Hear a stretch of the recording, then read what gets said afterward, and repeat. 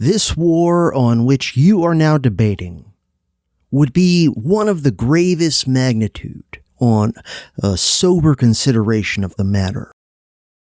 A struggle with a people who live in a distant land, who have also an extraordinary familiarity with the sea, and who are in the highest state of preparation in every other department.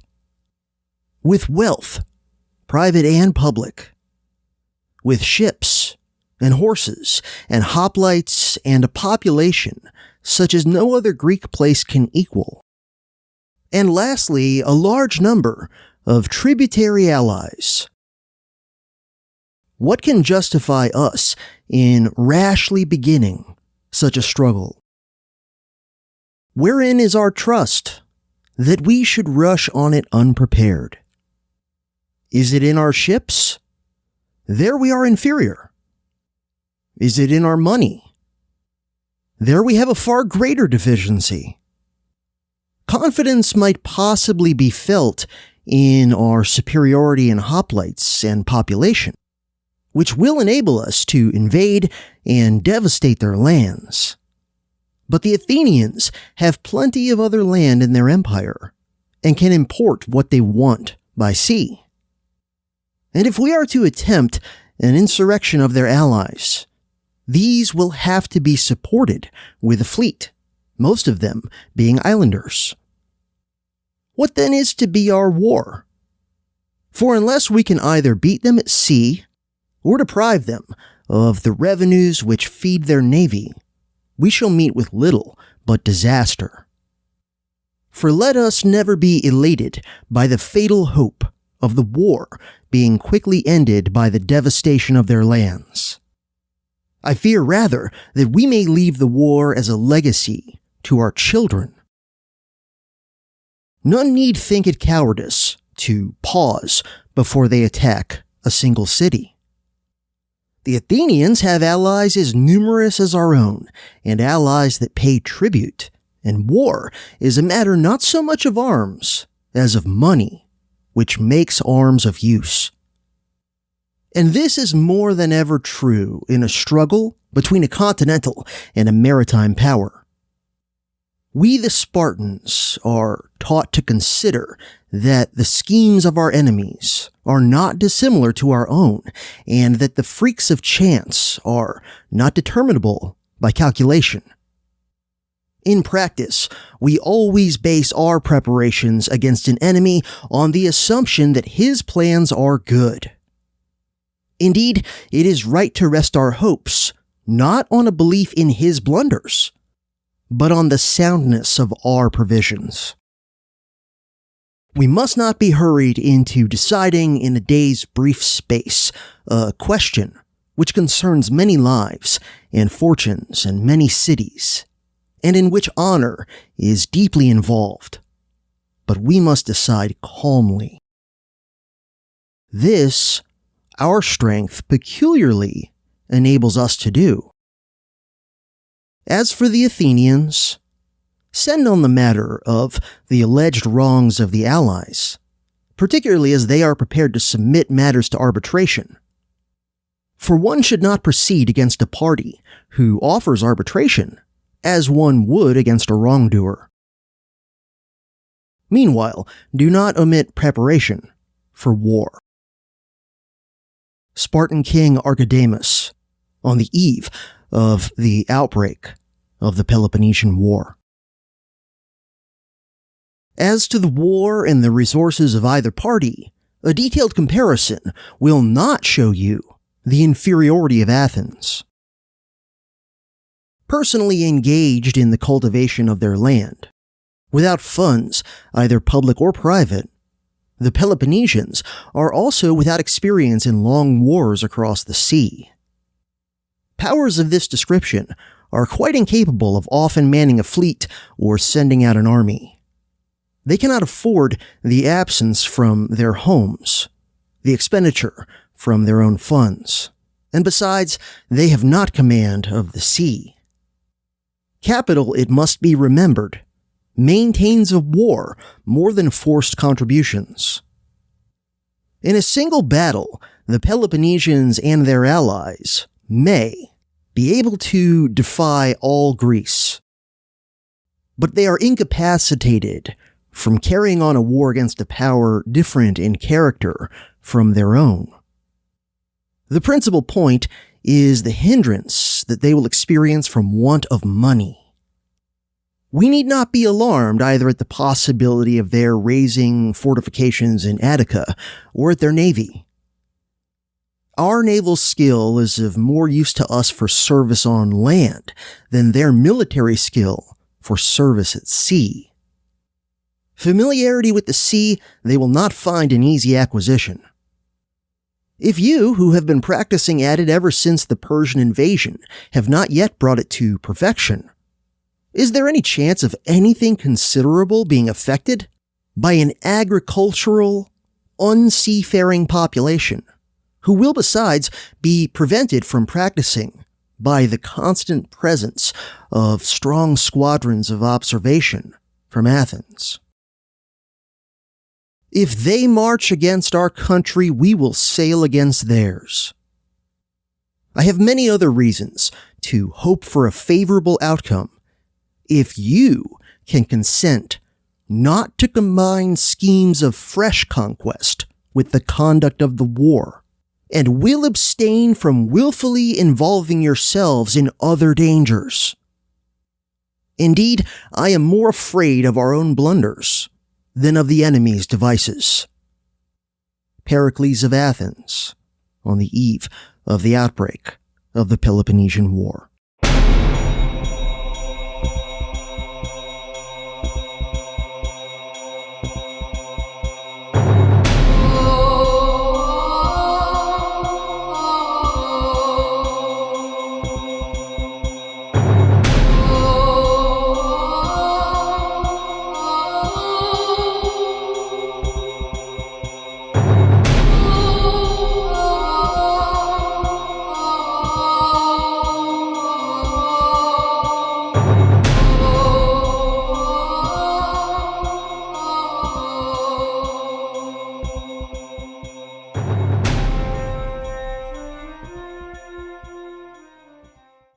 Howdy everybody, this is CJ, your Guerrilla Scholar Warrior and Renaissance Man in the new, very, very dark age in which we seem to find ourselves, and I am back with another dastardly dose of dangerous history. This is, of course, part 2 of the Mad Dream of Conquest. In part 1, which you should definitely listen to if you haven't already, especially if you don't have a lot of familiarity with the classical period in Greece and especially the Peloponnesian War.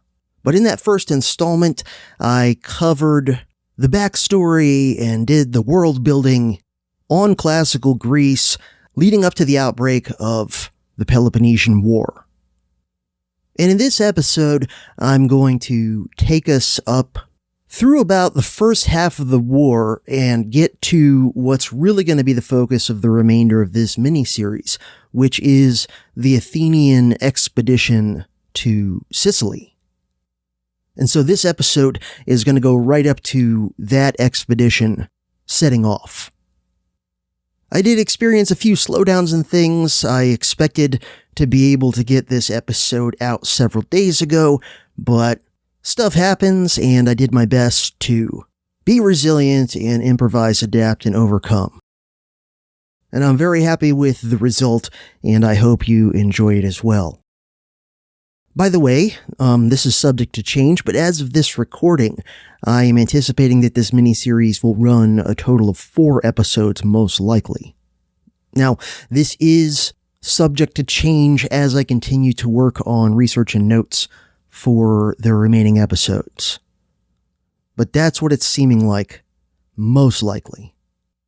In addition to that, I am planning on, at some point in the relatively near future, as I continue to work on this miniseries, to put out a bonus episode that will specifically zero in on the nuts and bolts and the experiential aspects of naval warfare in classical Greece, especially during the Peloponnesian War years. Because one thing that I've found as I've done my mountains of reading for this miniseries over the past few months is that naval warfare among the ancient Greeks in the 5th century BC is a very fascinating subject. Everything from the technology of the ships themselves and how they were used and the tactics and the logistics and the experience of the sailors themselves is just absolutely fascinating. I was surprised how interesting it all is. And I can only share, so much of that kind of detail in the general, Mad Dream of Conquest miniseries itself, where, I'm trying to cover a fairly detailed story. So what I'm going to do is create a bonus episode that'll probably be pretty decent length that will really just dig into, Greek triremes, the main warships of the time. How were they built? How did they work? How did they have to be maintained? How were crews trained and hired to operate them?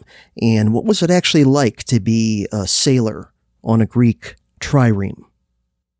And during the bonus episode, I'll probably mention some important naval actions of the Peloponnesian War to kind of illustrate points of how naval warfare in ancient Greece really kind of worked. So I'll likely mention a lot of naval and amphibious battles and operations that I either don't mention in this miniseries or that I mention just sort of in passing.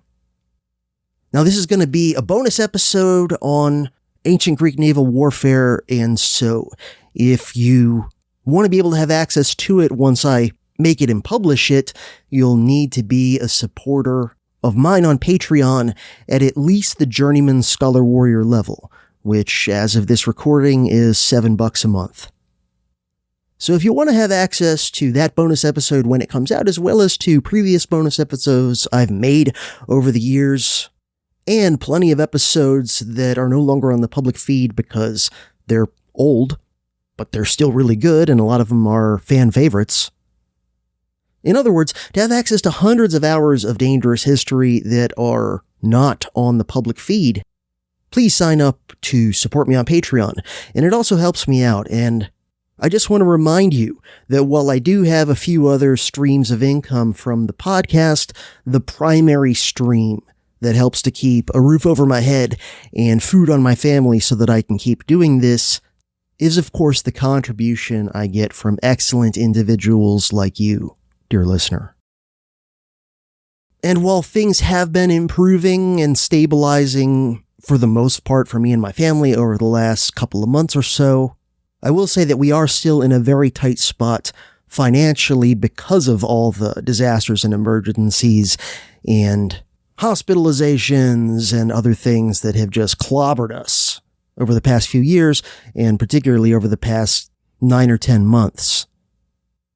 So all that said, while things have been improving on most fronts for us, and this has enabled me to put in a lot more quality work time on the DHP, we're still really in a hole financially and could really use your help to gradually dig our way out of it.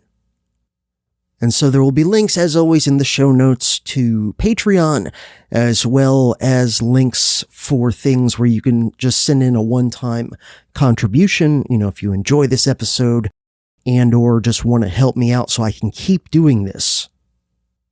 There will be links to PayPal and Venmo if you want to contribute that way, as well as a Bitcoin address that you can send to.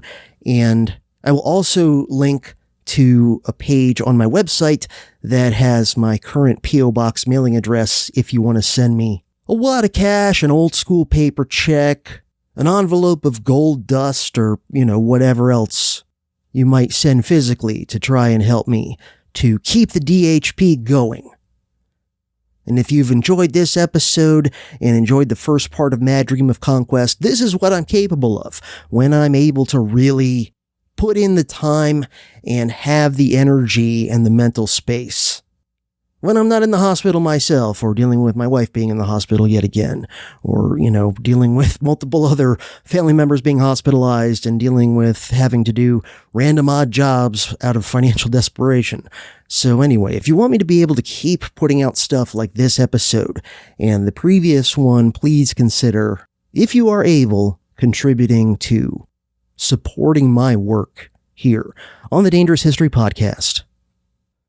And last thing I'll say before we launch back into the episode is, as always, this episode of the Dangerous History Podcast is lovingly handcrafted, artisanal, organic, bespoke, boutique, and 100% free of any and all pesticides, herbicides, GMOs, NGOs, state and corporate propaganda, and artificial intelligence.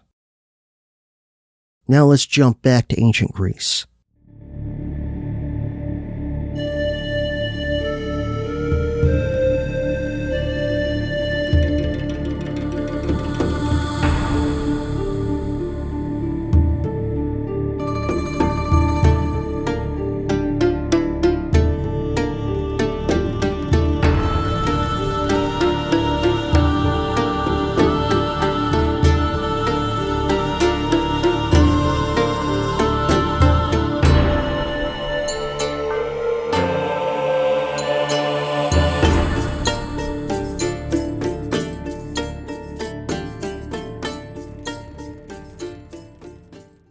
So as the Second Peloponnesian War was breaking out, where we left off at the end of the last episode, it's somewhat similar to the opening stages of World War I in Europe, even though in some ways the Peloponnesian War situation is more complex because you have more poleis in classical Greece numerically than you had individual sovereign states in pre-World War I Europe. But nonetheless, you have this situation that's kind of analogous where, because of long-standing pre-existing alliances and sympathies and rivalries and animosities, almost all of the Greek city-states, like almost all of the nation-states of Europe in 1914, pretty quickly lined up on one side or the other of the divide between the Spartans and the Athenians. And so even though Greece was politically fragmented into hundreds of at least nominally self-governing poleis, it didn't take long for virtually all of Greece to be at war in some capacity. Only a relative handful of Greek poleis tried, at the beginning of the war, to be neutral. And at least in most cases, perhaps in all, I'm not really sure, one way or another, those poleis who did try initially to be neutral were not able to remain neutral indefinitely. Most of them not for very long at all, until one way or another they get pushed or pulled into the conflict. It's interesting to note, by the way, that the respective hegemons of both sides of this war were, to a pretty significant extent, pulled into the conflict by the actions and the scheming and the political machinations of their allies. This was true to a fairly large extent with Athens. I mentioned last time that Pericles seems to have really wanted to try to avoid war if possible, although, of course, he had his red lines where he wasn't willing to concede or compromise on certain demands that ultimately the Spartans did end up making on Athens in order to avoid war, but even more so in the case of the Spartans were they reluctant to go to war. And to a large extent, it was their allies that kind of pushed and pulled them into it, and especially this was true of Corinth, which seems to have had through this entire era just a visceral hatred of Athens. That perhaps is in large measure due to the fact that Corinth was one of those relatively rare Dorian poleis that was a maritime and commercial power like Athens. Now, they were not at Athens' level, and I think that's probably part of the particular resentment. And Athens was an ally of some long-standing enemies of Corinth, and so anyway, it is kind of interesting to think about. We have a scenario in which, especially in the case of Sparta, the big power, the hegemon of its alliance, is not the main engine driving them to war. Instead, it's one of their allies. And like I said, in particular, Corinth. And, you could think of your own recent analogies of smaller, weaker powers using various means to manipulate a much larger and more powerful ally into going to war on their behalf. As the quote that I opened the episode with kind of indicated, the Spartan king Archidamus, who was one of the two Spartan kings, they always had two kings at any given time. He was one of the two Spartan kings at the start of the Peloponnesian War, and who, by the way, very interestingly, was kind of a friend of Pericles before this war. Archidamus urged caution and hesitation, and he gave, for a Spartan, a surprisingly kind of learned and sophisticated speech that I shared some excerpts from in the opening to this episode. That wasn't the whole speech, but it gives you a pretty good flavor of the gist of it. And he urged caution and arbitration for the time being. He was trying to get the Spartans to not listen to the Corinthians and some other allies who were trying to goad them into going to war against Athens. Now, Archidamus was no pacifist or hippie. He is a Spartan king, which means he's also, one of their top military commanders. But he was prudent and a little bit older than a lot of the Spartiates at the time, and more experienced. And because of his friendship with Pericles, he had a better understanding of Athens and its strengths and its resources than most Spartans would have. And so he wasn't trying to get Sparta to just, lay down and roll over and let the Athenians do whatever they want to do around Greece. But he was arguing, look, Athens has advantages over us, especially in regards to maritime power and money, right? Economic power that we can't match and will not be able to anytime soon. And so he wasn't saying that Sparta should never be willing to go to war against Athens, but he was saying that the wise move would be to try to avoid it for the time being while doing what they could, the Spartans, to build up the resources that they were deficient in at the time in their alliance, again, namely ships and money. So that if the trouble, the friction, the proxy conflicts and whatever with Athens continued, Sparta and the rest of the Peloponnesian League would be in a much better situation to fight them, a few years down the line. It's kind of amusing when you read Thucydides' version of these debates amongst the Spartan leaders over whether or not to go to war. Archidamus gives this, relatively sophisticated, intellectual kind of a speech. Almost a little bit more Athenian than Spartan. Building a strong case, making a good argument that the wise thing would be to not go to war, right now at least. And as the reader, you read it and you're like, yeah, he's making a lot of sense. How could they not, listen to what he's saying and take it to heart, especially since, he's this very experienced leader. He even says at the beginning of his speech something along the lines of like, hey guys, I've been in way more wars than most of you here, so maybe you ought to listen to me. I forget how he puts it exactly. It's a little bit more humble and indirect than that, but basically he's like, look, I'm a grizzled old veteran of a lot of wars and battles, so maybe you young hotheads ought to listen to me. But then right after Archidamus gives this speech urging caution, a much more stereotypical Spartan leader speaks and gives a much more stereotypically Spartan speech, by which I mean much shorter and much less sophisticated. And it's almost at the level of slogans in favor of going to war against Athens as soon as possible. And this guy basically says that honor demands that Sparta has to go to war because Athens has broken treaties and injured Sparta's allies. And at the end, he even kind of insults and ridicules and dismisses the idea of hesitation or arbitration. So he's almost hand-wavingly just, dismissing all of the very reasoned arguments that Archidamus had made as to why war, at least for the time being, was not a wise move for Sparta.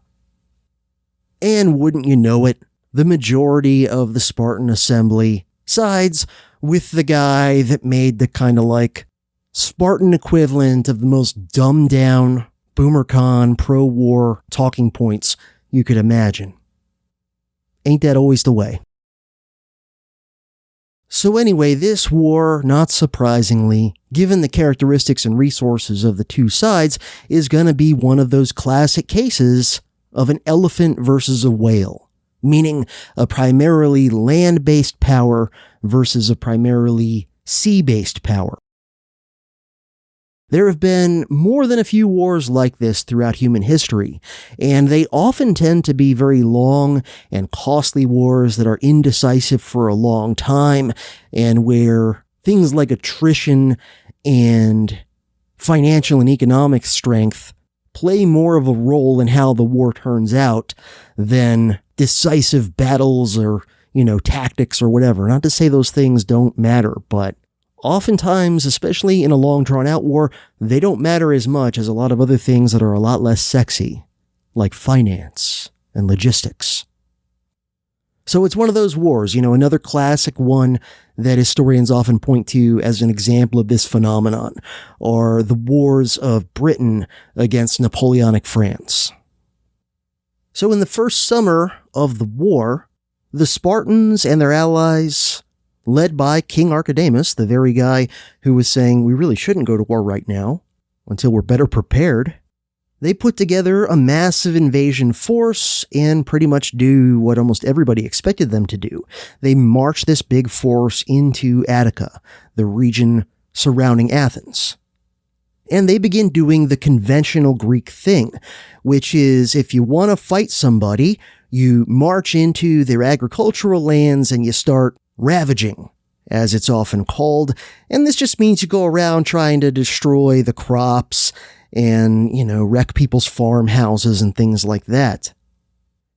And this is the way that Greek versus Greek wars usually played out, which, for hundreds of years, it would most of the time be like one-on-one, one polis versus another, occasionally, maybe a few allies involved, where they would often be able to settle a conflict in one decisive battle. And you have to understand that this traditional way of doing warfare in ancient Greece, it kind of relies on mutual consent to the conventions, and it's almost like it's a choreographed kabuki dance sort of a thing, or maybe like an old school gang rumble from the 1950s, where there's all kinds of like conventions and rules and things that both sides just sort of abide by. So the idea is you've got a beef with another polis, you call up your hoplites and march into their territory, and if they don't immediately march out with their hoplites to, have a big rumble to settle this thing, you start ravaging their farmland, destroying their crops, and then that provokes them. The other side feels they have no choice but to march out and meet you in basically like a staged sort of a hoplite versus hoplite, phalanx versus phalanx battle, and then the war's over in an hour or two and y'all go home, if you're not dead. But of course, under the advice of Pericles, the Athenians are not going to consent. They are not going to march out with their army to have it probably destroyed by the Spartans and their allies. And it's interesting because, based on his own speech that I quoted from at the opening of this episode, where he's urging the Spartans not to go to war anytime soon, Archidamus in that speech clearly indicated that he understood that this traditional Greek strategy of marching into your enemy's farmlands and ravaging them in order to provoke them into marching out to meet you in a hoplite battle would probably not work on the Athenians. And yet, nevertheless, for the first few years of the war, that's exactly what Archidamus tries. During, I think, 3 out of the first 4 summers of the war, the Spartans, and I can't remember if Archidamus was commanding them in all of these invasions, I think he was. But in 3 out of the 4 first summers of the Peloponnesian War, the Spartans do this thing where they put together a huge army, march into Attica, and go around quote-unquote ravaging. And each time, the Athenians stay behind the long walls, and only occasionally send out cavalry to kind of harass the Peloponnesians. So here's Archidamus using the tactics and strategy that he himself didn't think were likely to work in this particular war based on his own speech. And all I can figure is that he didn't really know what else to do.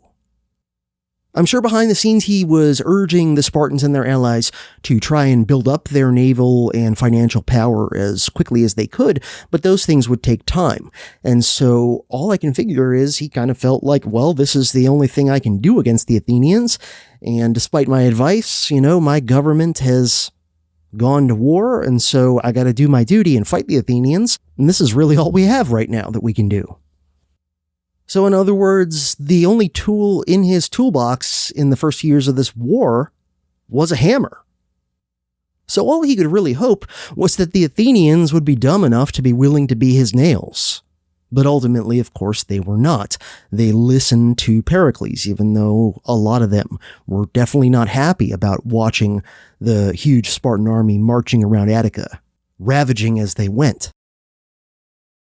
Interestingly, as historian Victor Davis Hanson points out, this strategy of ravaging the countryside was always much more psychological than kind of physical or logistical.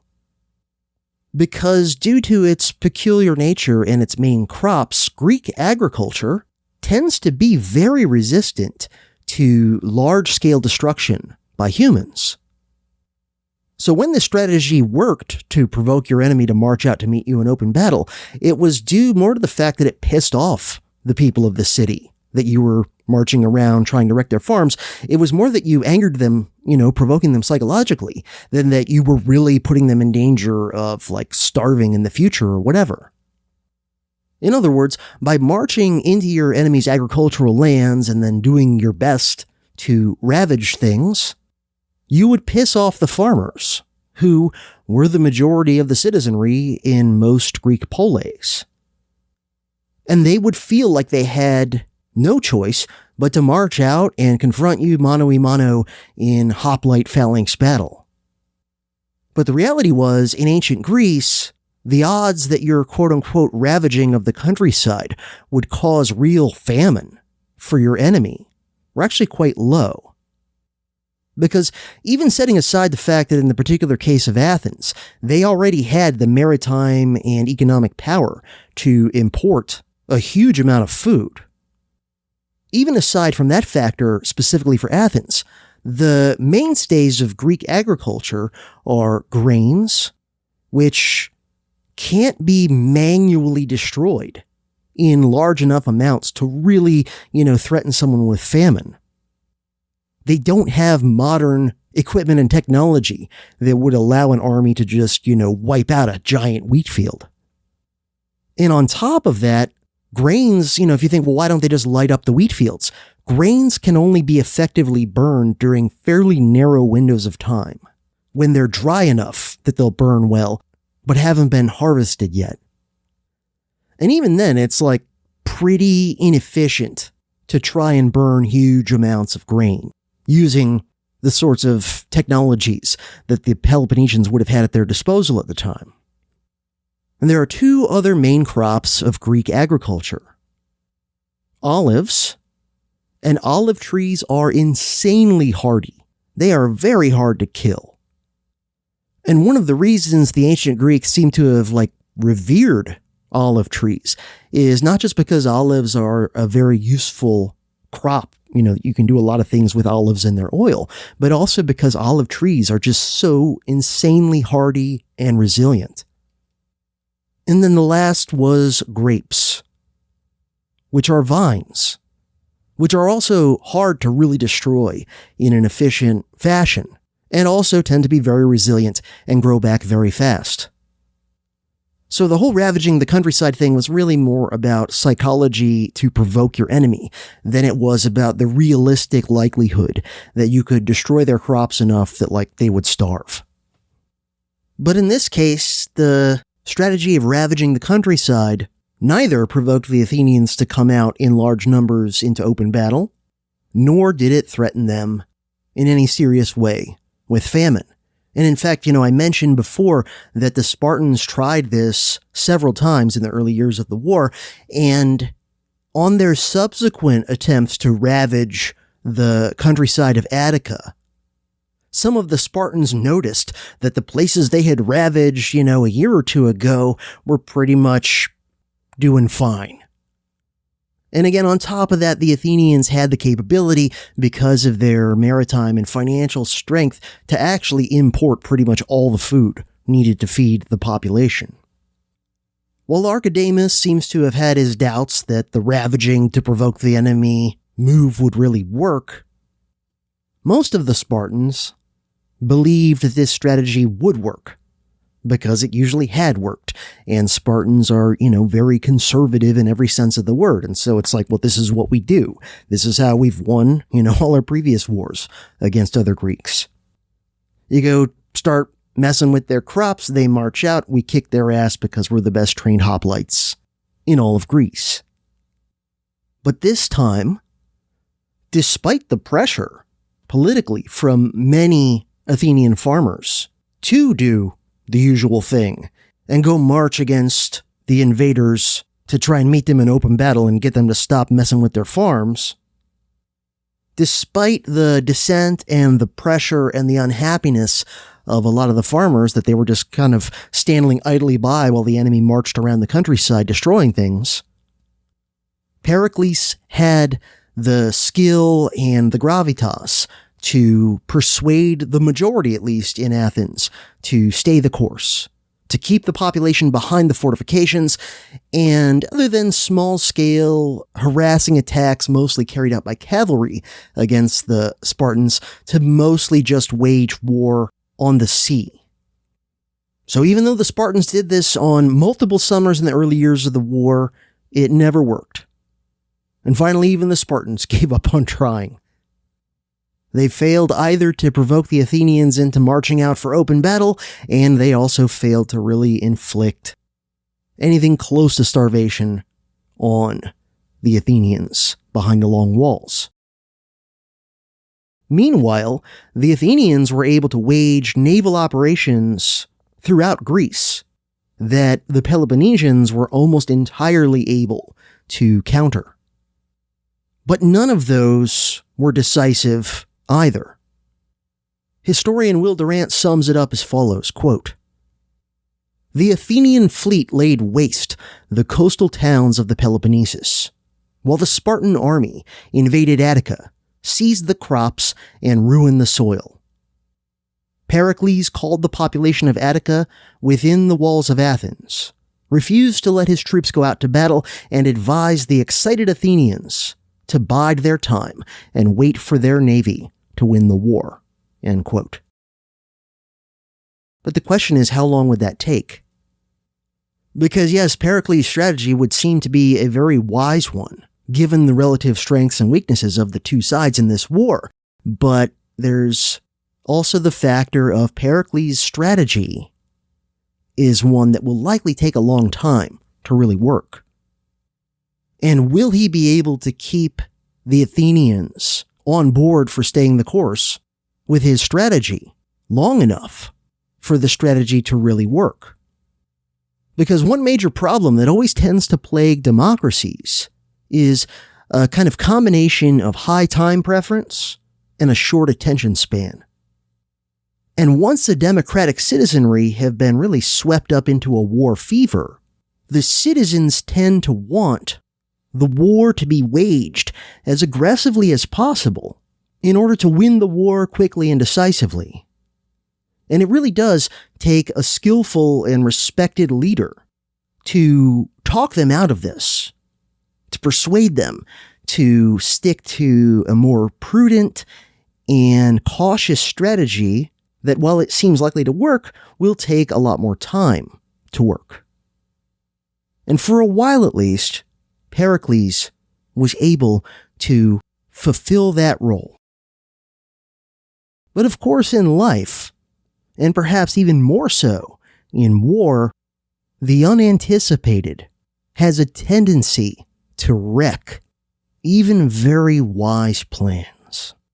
But there was at least one big problem with Pericles' strategy of being purely defensive on land and at home, and only going on offense at sea.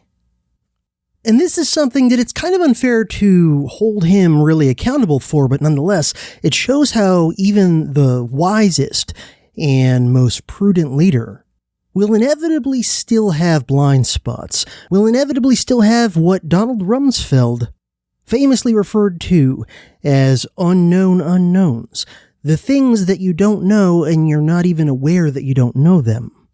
The problem was this.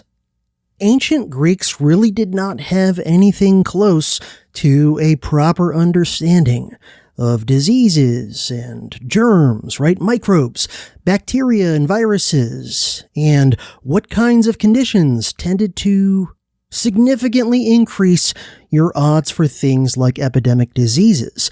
And so the big weakness and blind spot in Pericles' strategy was that by gathering all of Attica into the city of Athens behind their defensive walls, making it much more crowded and much less sanitary than usual, Pericles unwittingly created the perfect conditions for something like a plague. And sure enough, wouldn't you know it, very quickly, in 430 BC, during the first full year of war, when the Spartans invaded and Pericles executed his defensive strategy of gathering up everybody into the city behind the defensive walls, and long before Pericles' strategy would have had any time to really kick in and harm Sparta, let alone win the war, Athens suffered some sort of mystery plague. We still don't know for sure what it was, but it was very virulent and had a pretty high death rate, and even those who were not killed were very damaged in terms of their physical and often mental health. And this plague flared up repeatedly for 3 years. The reality was that the urban population of Athens at least doubled from what it had been before the war, might have even a little bit more than doubled. Because most of the residents who lived throughout the countryside around Athens did not normally live in the city, and maybe only visited it occasionally for business or to participate in politics if they were citizens or whatever. They all swarmed into the city, and really adequate preparations for housing them and for sanitation and all those sorts of things were not made. And so not only do you have at least twice the number of people in the same city as normal, you didn't have them in good conditions, and there really wasn't good sanitation at all. How do you take care of the human waste of at least twice as many people in the same quarters? These are the sorts of things that even in the 19th or early 20th century often led to very high death rates. For example, like the British concentration camps in South Africa or the American concentration camps in the Philippines. In an era with much more technology and, at least in relative terms, a much better understanding of disease and the importance of sanitation and all that, you still had very high death rates in those concentration camps. Well, now here we are over 2,000 years earlier, with much less of an understanding of these things. And yet at the same time, the port of Piraeus was still open for business and still very busy, very bustling. Lots of people and goods going in and out because Athens was trying to wage this naval war, and they also were still heavily engaged in trade and, having to import almost all their food now. So you've got a city with these very crowded, unsanitary conditions, and then you've got people coming in and out from all over the Mediterranean. And in fact, a lot of modern scholars believe that this mystery disease that hit Athens so hard may have come from as far away as North Africa. And if memory serves, I think Thucydides even hypothesizes something to that effect. And it's really hard, maybe even impossible, to overstate the impact of this mysterious epidemic on the people and culture and politics of Athens. Like I said, we're still not even sure at all what exactly it was, but it was horrific. And by the way, no other Greek polis had ever experienced anything this bad previously, and no other Greek polis experienced the plague anywhere near this bad during the entire remainder of the war. And Thucydides was perceptive enough, in part because he literally lived through it, to understand just how profound this plague was. He writes, quote, "Some perished in neglect, others despite plentiful attention. No particular treatment was discovered that worked, for what brought improvement in one case made things worse in another. Although they were careful to seek treatment with strict attention, by far the worst part of the epidemic was the depression that followed when a victim realized that he was sick. The despair that came with the illness right away destroyed the power of resistance, and it left the sick even more likely to succumb. In addition, there was a terrible scene of citizens dying like sheep after they became ill from trying to help one another. This resulted in the greatest morbidity." End quote. So yeah, as far as the Athenians, including Thucydides, could tell, there was not even really a clear pattern as to who was more likely to get sick or not, who was more likely to live through the disease or not. It seemed completely random. A little bit further on in his description of the plague, Thucydides describes in detail the damage that this disease did to Athenian culture and even to morals because of the psychological effect that it had. He writes, quote, "Men did whatever they wished. They easily now dared to try what in the past they had done in private, inasmuch as they were seeing the rapid change that happened to those who were once well off, suddenly dying, while those formerly poor taking over their possessions. So the citizens felt it better to spend quickly and to live for pleasure, deeming both their bodies and their possessions as things of a day. Careful adherence to what was known as honor was popular with no one. Instead, it was generally felt that enjoying things in the here and now, and all that profited that, was both honorable and useful. Reverence of the gods or respect for man's law was neither to restrain anyone." End quote. So in other words, this seemingly random, chaotic disease that could strike and kill you no matter what you did, and which had no real clear pattern to even who lived and who died. It drastically increased everyone's time preference and led to all kinds of moral decline. All because the Pandora's box of war had been opened. And to me, it's very interesting how his descriptions of the social effects of the plague sound very similar to his description of the way that revolution affected societies that I read at the beginning of the first episode in this miniseries. The way it kind of chaotically turned society upside down and turned a lot of morality upside down and had all these deleterious effects.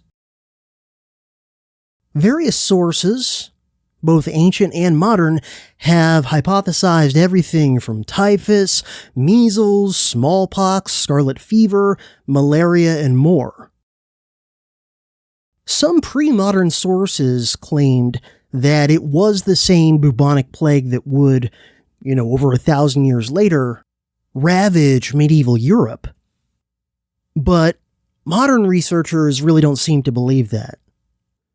I think some of the medieval and early modern sources may have simply seen the term plague and kind of assumed it was the same exact disease that Europeans had referred to as the plague, during the Black Death. Some sources, modern sources here, have argued that this disease may have even been some pathogen that has long since gone extinct, and I think there's at least some plausibility to that because the disease was so virulent, and a lot of times diseases that are that virulent, they kind of burn themselves out relatively quickly.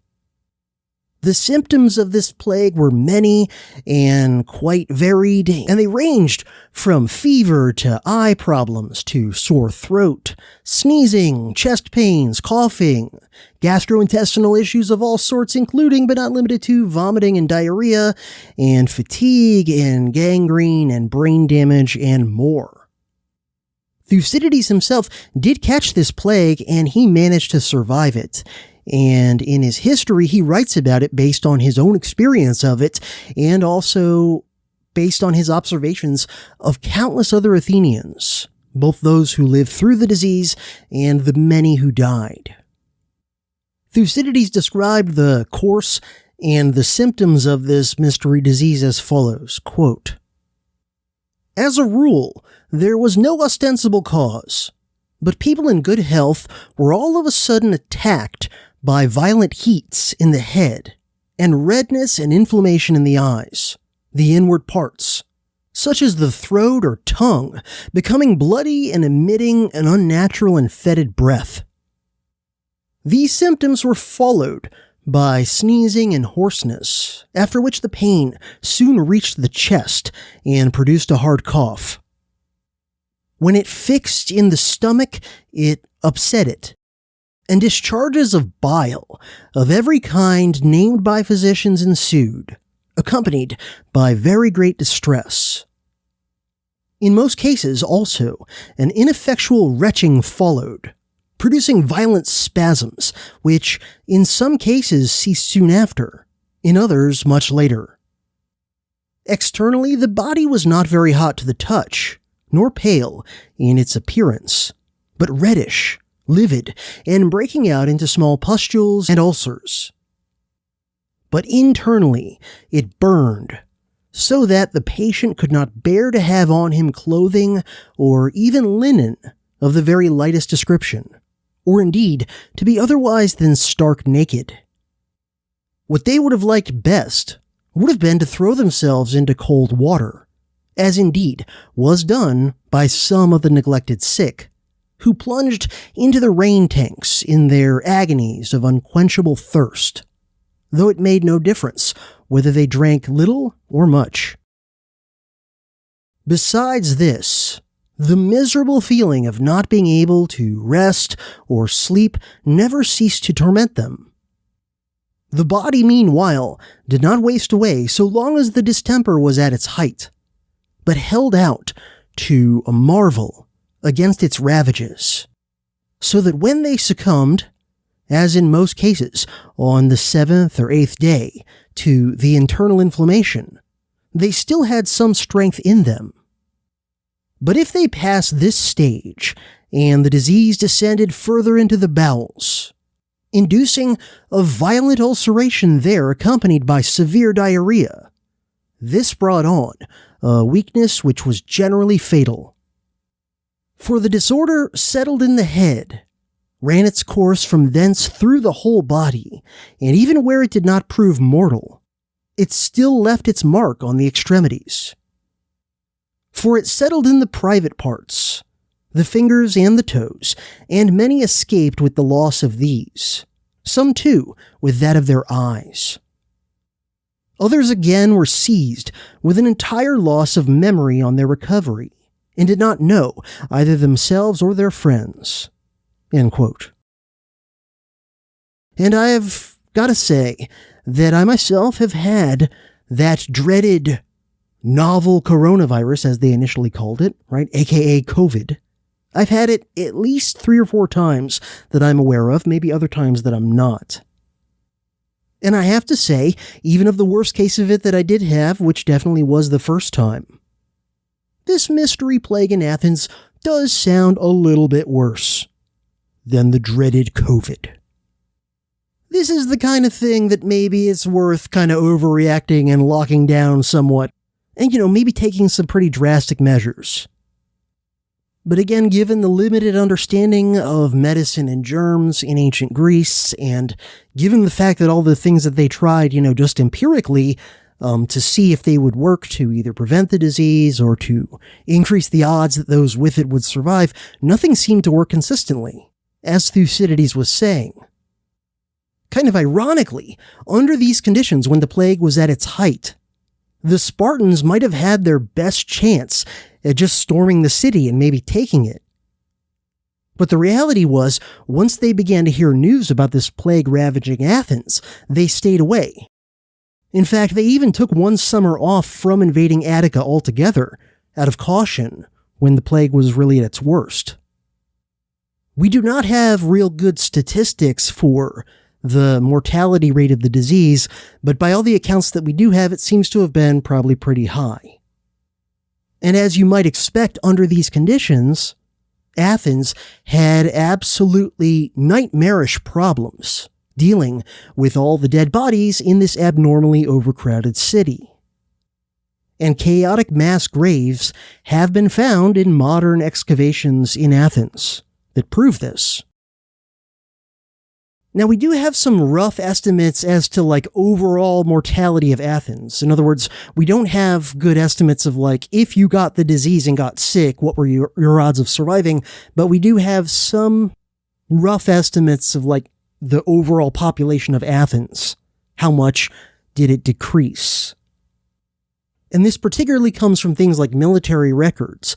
And it seems that maybe as much as 1/3 of all Athenian hoplites who were, around at the start of the war died during the 3 years of the plague, as well as probably a similar proportion, maybe 1/3 of their cavalrymen, who were much less numerous and even harder to replace than the hoplites.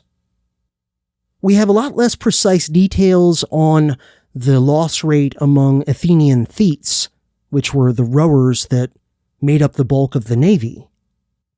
But if the losses there were roughly comparable to the losses among hoplites and cavalrymen, that sort of death rate would have been enough to reduce Athenian naval power by at least 30 to 35 triremes, which was a major reduction in their active fleet. At the start of the Spartan invasion of Attica, Athens probably had at least 200,000 people living in the city, maybe a bit more.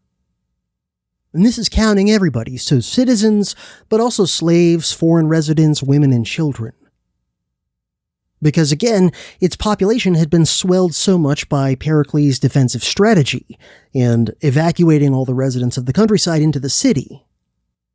And like I said, even the wise and prudent Pericles had simply missed the important logistical requirement for, if you're going to pull all these people into the city for who knows how many months at a time, every time there's a Peloponnesian army rampaging around Attica. What do you do to provide proper shelter and sanitation and all that? So, of this population of wartime Athens, estimates are that at least 70,000 or so died over the course of the 3 years that the plague was rampaging. And an unknown but seemingly significant percentage, we don't really know, but it's enough that people kind of remarked on it in various places, of those who caught the plague and lived through it, remain physically or mentally disabled, or perhaps both, to at least some degree for the rest of their lives. So imagine what damage this all did to Athens' economy and to their demographics going forward, right? They're going to be engaged in, they didn't know it, but they're going to be engaged in another generation or more of this long, inconclusive, but costly war. And their demographics are going to take this huge hit because, every woman that dies is one fewer woman who can produce new Athenians. And the same thing, every child that dies is not going to be able to grow up to be in the army or the navy, or even just, participating in the economy. Even people who are slaves, it's you have that many fewer people who are working to contribute to the economy. And then also the damage that this whole ordeal did to the confidence of Athenians in themselves and their state and their society and their gods and even their overall rationality. And a lot of Athenians became suddenly much more superstitious and all that and less rational than they had been before out of desperation. Even such educated and normally very rationalistic Athenians as Pericles eventually reverted to kind of cultism and superstition, because nothing else seemed to be working. And not surprisingly, all of the divisions of political factions and class in the city were aggravated very badly under these horrible conditions, and many of the Athenian citizenry began to turn against Pericles and his strategy as the plague ravaged on, and his opponents seized upon this and actually launched a successful prosecution of him for alleged misuse of public funds. As a result of this, Pericles was removed from power and given a massive fine. But since no other leader at the time seemed remotely able to take Pericles' position as kind of the first citizen, enough Athenians began to quickly have second thoughts about Pericles, and in 429 BC the Athenians voted Pericles back into power. Unfortunately for Athens, though, not long after this happened, Pericles himself caught the plague and died. And all of this is true history that very much illustrates the chaos, the unintended consequences, the irrationality, the lack of any kind of justice, the unpredictability, the irony, and the tragedy of opening that Pandora's box labeled war.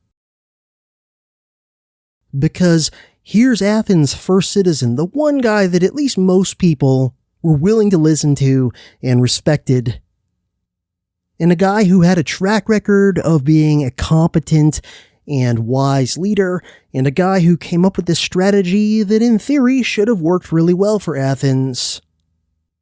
But even he had unknown unknowns. And one of them not only severely damaged the city, but it killed this one very respected leader who could kind of hold the city together. I mean, it's almost like a fictional story, like a fictional Greek tragedy, or, something in a Game of Thrones novel. But it was real. And these kinds of stories are surprisingly common throughout histories of wars, and they should give everybody at least a certain amount of caution and reluctance to open up that Pandora's box labeled war for light or stupid or far-fetched reasons. Victor Davis Hanson writes of the plague and its overall effects on Athens, quote, "The plague reflected a theme throughout Thucydides' history. A horrific liberating effect is likewise brought on by the conundrum of wars, making men resort to things that they would otherwise never consider during their rational calculations in peace and tranquility, when they have much to lose. And because Athens was Greece's intellectual center and entertained pretensions of singular humanity and a self-proclaimed elevated culture, the pandemonium that followed from the plague reminds us that civilization can be lost anywhere and at any time. Furthermore, because the outbreak occurred in the second year of the 27-year-long war, a threshold had been crossed. Once the Athenians had been reduced to such straits, it was nearly impossible to recover their moral bearings in subsequent years.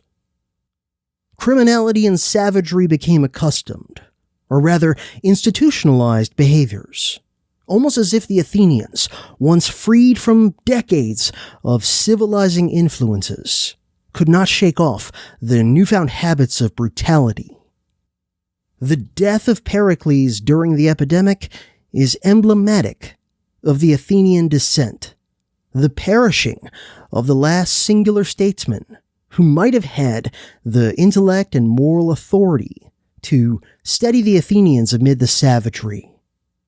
End quote.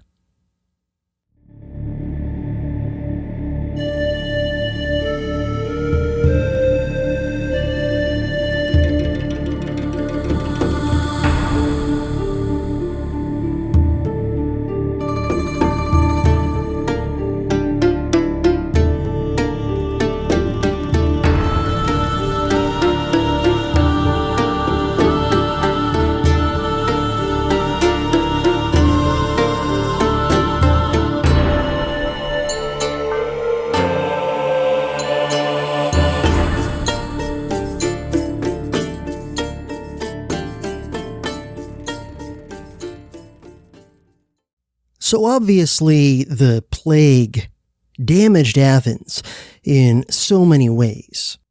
Demographically, economically, militarily, psychologically, all these sorts of things and more. But a major one, too, was the loss of the one towering individual of Athenian statesmanship, and that was Pericles. And for the remaining, 2 decades plus of the Peloponnesian War, Athens never saw another leader of his caliber. The leadership void left by Pericles' death of plague was filled over the next, 2 decades plus by various leaders, none of whom were as competent as he was. Now, there were varying degrees of competence. Some of Pericles' successors were, better or worse than others, but none of them was at his level in terms of political and strategic skill and knowledge and rhetorical capabilities and so forth. Historian Will Durant writes, quote, "Under Pericles, Athens had reached her zenith. But because that height had been attained in part through the wealth of an unwilling confederacy, and through a power that invited almost universal hostility, the Golden Age was unsound in its foundations and was doomed to disaster when Athenian statesmanship failed in the strategy of peace. Perhaps, as Thucydides suggests, Athens might have come through to victory nevertheless, if it had pursued to the end the Fabian strategy laid out by Pericles. But his successors were too impatient to carry out a program that required self-control. The new masters of the Democratic Party were merchants who demanded an active war on land as well as sea." End quote. And for a while in the aftermath of the death of Pericles, the leader of this more democratic, populist, but also aggressively hawkish faction was a man named Cleon. Cleon was a very wealthy guy, but he was not an aristocrat. He was, if memory serves, kind of second or third generation new wealth. It was either his father or his grandfather that had built up a very successful leather-making business, which was obviously a big deal at the time. And so while Cleon was very wealthy, he was not an aristocrat like Pericles or some of the other leading men in Athenian politics. And culturally, Cleon always tried to appeal to the masses in a way that Pericles didn't. I mean, Pericles tried to persuade them and all like that, but Pericles did not make any sort of pretense that he was the common man. But he was good at skillfully persuading the common man that he was, looking out for them and that the policies he was pushing for would benefit them. But Cleon was different. Cleon had more of a style of, even though I'm really wealthy, I'm one of you. I'm one of the blue-collar guys. And Cleon's style, unlike that of Pericles, was very much more of like an actual demagogue. And obviously this dovetails very much with him trying to not just get across that he's on the side of the working man, but even trying to put up a pretense that he is one of them.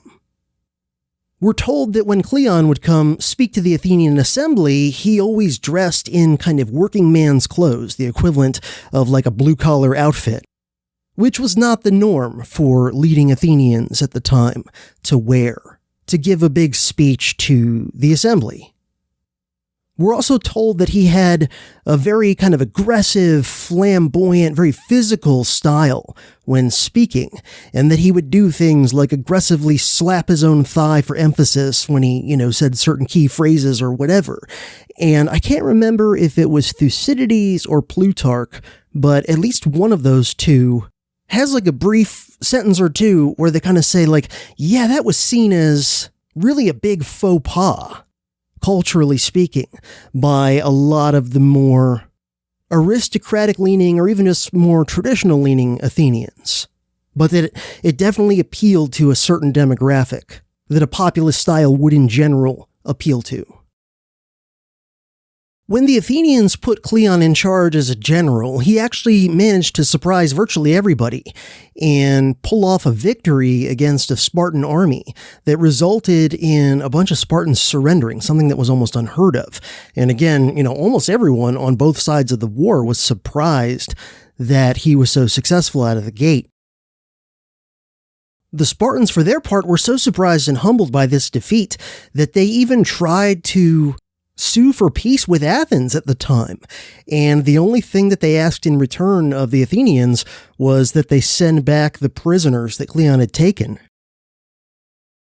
Now, in hindsight, knowing what this war became and how long it dragged on and how it ended and so forth, I think it's fair to say that Athens should definitely have taken that deal at the time to make peace with Sparta at very low cost to them, but the problem was that Cleon and the faction that he represented were dominant in Athenian politics at the time, and they would not be inclined to end the war on terms that were at best like a slight victory for Athens.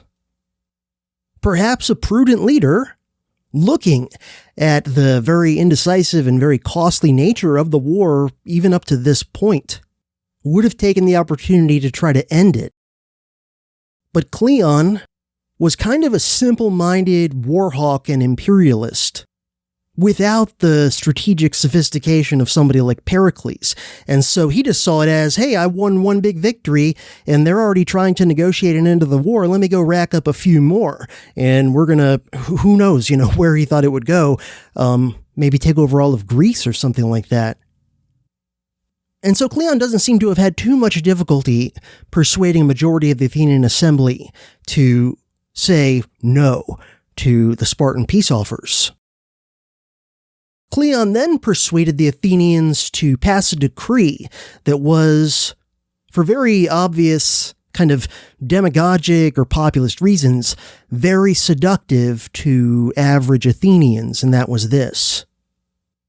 For the remainder of what we know of as the Peloponnesian War, the Athenians themselves would pay no taxes at all. They would instead pay for the war entirely by increasing the taxes on all of the subject states of their empire. Now, this was popular with the Athenian masses for obvious reasons, but obviously it's very imprudent and very short-sighted because, as actually happened very predictably, it caused multiple rebellions throughout the Athenian Empire when Athens started to try to enforce this law. I mean, a big part of why this war had gotten rolling in the first place, and this is true as well of the First Peloponnesian War, was that Athens was squeezing their subject states so much, and they would periodically, some of them anyway, would resist and try to rebel and essentially secede from the Delian League, and Athens kind of took the Abraham Lincoln view of, no, you can't leave the Delian League. It doesn't matter, even if you're a Democratic polis and you have a Democratic vote to say we want to leave the Delian League. Sorry, you're in the league, pay up.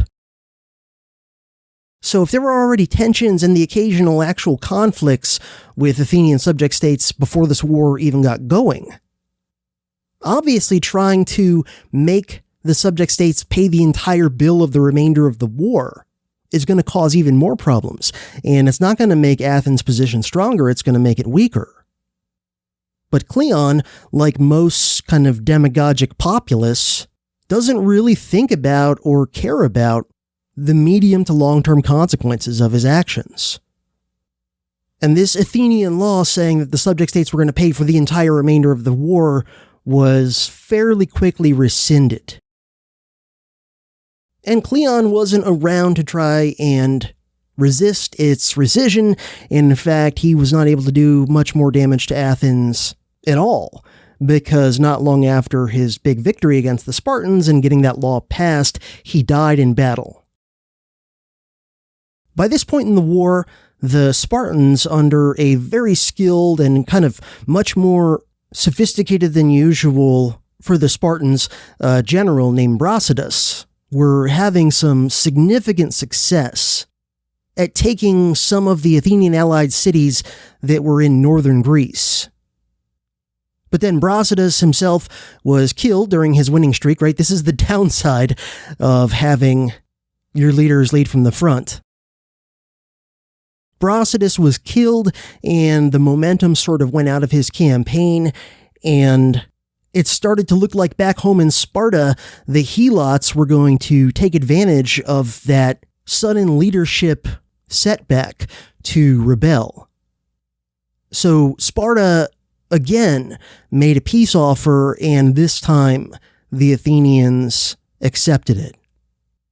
The resulting treaty, which was officially signed in 421 BC, became known as the Peace of Nicias because the Athenian leader who had most pushed for it and who had mostly, been the leading guy in negotiating it was a man named Nicias, and more on him a little bit later.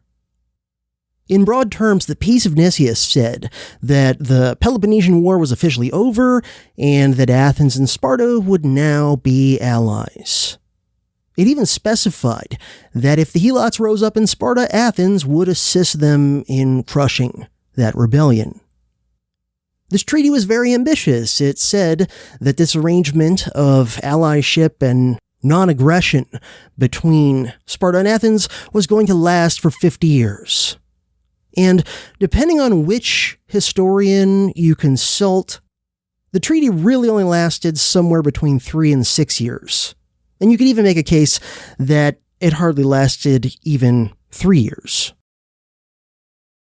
The fact of the matter was that none of the major poleis were really happy with the Peace of Nicias, and in both Athens and Sparta, in the aftermath of the signing of the treaty, the more dovish factions in both states that had been the ones to make the treaty happen, they very quickly started to lose popularity and power to the more hawkish factions. And this political shift started to happen almost as, the old cliche of the ink was still drying on the treaty. And so very quickly, the Spartans and the Athenians, as well as some of their allies, quickly got to work whittling away, you might say, at the edges of the peace through kind of smaller, indirect operations, little proxy wars, little limited operations, and even one fairly significant direct battle between Athens and Sparta during the supposed 50-year peace. Historian Will Durant writes, quote, "3 factors turned this pledge of a half-century of friendship into a brief truce of 6 years. The diplomatic corruption of the peace into war by other means, the rise of Alcibiades as the leader of a faction in Athens that favored renewed hostilities, and the attempt of Athens to conquer the Dorian colonies in Sicily. Alcibiades, while keeping Athens formally at peace, maneuvered them into a war with Sparta and united them in battle against Sparta at Mantinea in 418 BC. Sparta won, and Greece relapsed into an angry truce." End quote. So really, this peace was never a full 100% peace. Kind of reminds me of some of the alleged ceasefires that have been taking place recently in the Persian Gulf region. By the way, more on Alcibiades in a moment. It was also during this period of quasi-war, this period of mostly cold but sometimes hot war, mostly proxy but occasionally direct, that the Athenians famously, brutally conquered the island of Milos. This was the episode that gave us the infamous Melian dialogue, as related by Thucydides, in which the Athenians demand that the Melians submit to just, unconditional surrender, essentially, to be one of Athens' imperial subject states, and the Melians make all kinds of very reasoned arguments, appealing to things like religion and kind of basic notions of right and morality, and tradition and precedent, and why it was unjust for Athens to just demand that they submit to them. And the Athenians respond with a very terse and kind of cold might makes right argument, in which the Athenian envoys essentially tell the Melian leaders that, hey, at the end of the day, we have overwhelming power against you, the Melians, so all the appeals to morality and religion and international law and so forth don't really mean anything to us. And if you, the Melians, don't willingly submit to our authority, we, the Athenians, are just going to crush you and then do whatever the hell we want to you. The Melians still refused to submit, and after the Athenians made some initial attacks that failed to take the city, they brought in massive reinforcements, absolutely crushed Milos, and then having won, they killed all the adult males and sold all the women and children into slavery, and then they sent Athenian colonists to take over the island. So whether you want to call it genocide or just ethnic cleansing, that's what Athens did to Milos. And there's a lot you could get into just about this one infamous instance of what even by the standards of back then might be considered an atrocity, and of the way that Thucydides writes it up. I won't get into it in too much detail here, but there's a lot going on in the Melian dialogue. And it was not the only instance of this sort of thing being done. It was not even the only or the first instance of the Athenians doing something like this. There was at least one kind of similar episode earlier in the war when Pericles was still alive. The name of the city escapes my mind at the moment, but it's really interesting how the way that Thucydides writes up the back and forth, the dialogue between the Athenian leaders and the Melian leaders, it's written in a very terse way, particularly from the Athenian side, and some people have pointed out, hey, Thucydides has the Athenians kind of talking like the Spartans in this one instance where they don't normally talk that way. They're talking in this much more blunt, direct, simplistic, terse sort of a manner. They're not making their usual, sophisticated arguments and all the sort of things that the Athenians were kind of known for. And so you could argue that the dialogue, at least as Thucydides relates it, shows how the corrosive effects of war had already, at this point, not quite at the middle of the war, as we know, since we know how it all turns out, you're not quite at the midpoint of the war, and already its corrosive effects have really worn away a lot of the facade of morality and scruples and restraint and even ideology of the Athenians. Because while they did occasionally commit atrocities and do nasty things like everybody in this war did in earlier years in the conflict, the fact of the matter was that before the war and even in the earlier stages of it, the Athenians would at least put up the pretense of having ideals and moral justifications for their actions aside from just might makes right. But that after enough years of war have dragged on, the Athenians had pretty much abandoned all that, and they weren't even putting up the pretense of having reasoned arguments or moral or legal or religious justifications for their actions. It's just brutality. It's just might makes right. It's the law of the jungle. It's total war.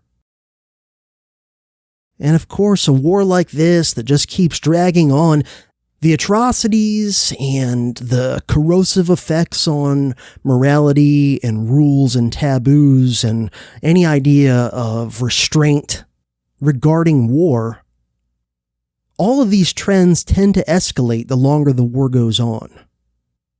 Because there's sort of a game theory dynamic at play, where one side starts to reduce restraint and increase brutality and do more things that before this war, almost everybody would have said, yeah, that's beyond the pale. You shouldn't do that even to your enemy. Well, sooner or later, and often sooner, the other side will reciprocate and they'll get into an atrocity escalation trap. And very often, the side that was the first to cross some pretty serious lines of atrocity and war crimes eventually ends up getting those things visited back against them, oftentimes with quite a bit of interest. Because if you live by the sword of total war, eventually you're going to die by the sword of total war. And sometimes karma can be a real bitch.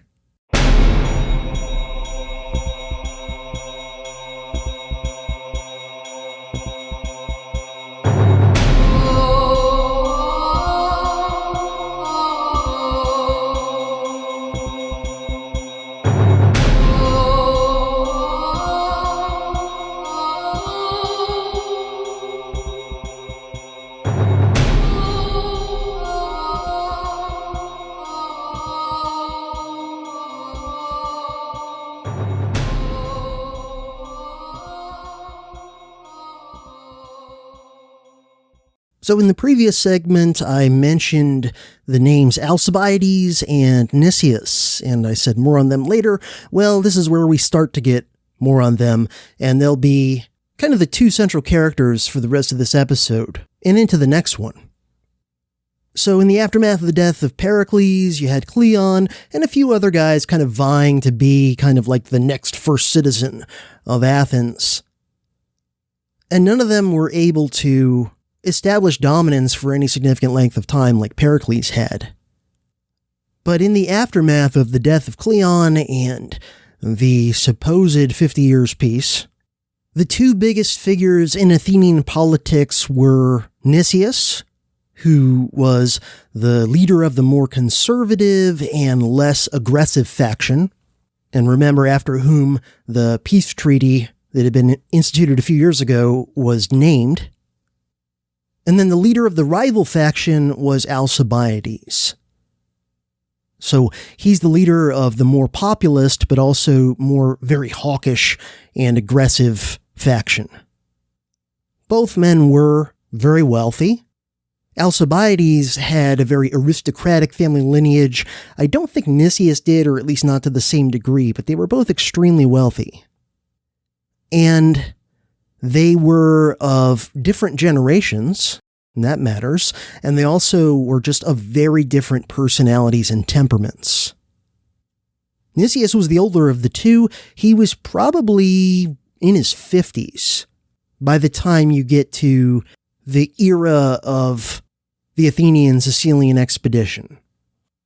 Plutarch, the Greco-Roman historian who lived a few centuries after the Peloponnesian War, wrote a series of biographies that included some of the most prominent Greeks of the classical period, including biographies on both Nicias and Alcibiades, so he's an interesting source. Of Nicias, Plutarch writes that, quote, "On the death of Pericles, he presently rose to the highest place, chiefly by the favor of the rich and eminent citizens, who set him up for their bulwark against the presumption and insolence of Cleon. Nevertheless, he did not forfeit the goodwill of the commonalty, who likewise contributed to his advancement." End quote. But as Plutarch tells us, despite Nicias having some admirable virtues, he was no Pericles when it came to political skill. Plutarch writes, quote, "Pericles, who by solid virtue and the pure force of argument ruled the commonwealth, had stood in need of no disguises nor persuasions with the people. Nicias, inferior in these respects, used his riches, of which he had abundance, to gain popularity." End quote. Now, to be fair, that was a normal and actually kind of expected thing for wealthy citizens in a Greek polis, that they would quote-unquote share their wealth, not by just, handing out money to poorer citizens usually, but it was actually expected that they would contribute to the state and the common good beyond just what the law required in terms of taxation, as a way to curry favor with the masses and make himself look good and patriotic and, help his political support to grow. And both of these guys that I'm going to talk about here, Nicias and Alcibiades, did this quite generously in different ways. For basically his entire adult life, Nicias had a very strong reputation for being very piously religious and morally upright, and so, maybe not surprisingly, a lot of his big spending out of pocket for the supposed common benefit took the form of contributions for religious purposes. And all the evidence we have about Nicias, including, his entire political and military career during the Peloponnesian War, indicates that he, genuinely believed in the Greek religion. Plutarch says that Nicias, quote, was one of those who dreaded the divine powers extremely, and, as Thucydides tells us, was much given to arts of divination. In one of Pasiphae's dialogues, it is stated that he daily sacrificed to the gods and kept a diviner at his house, end quote.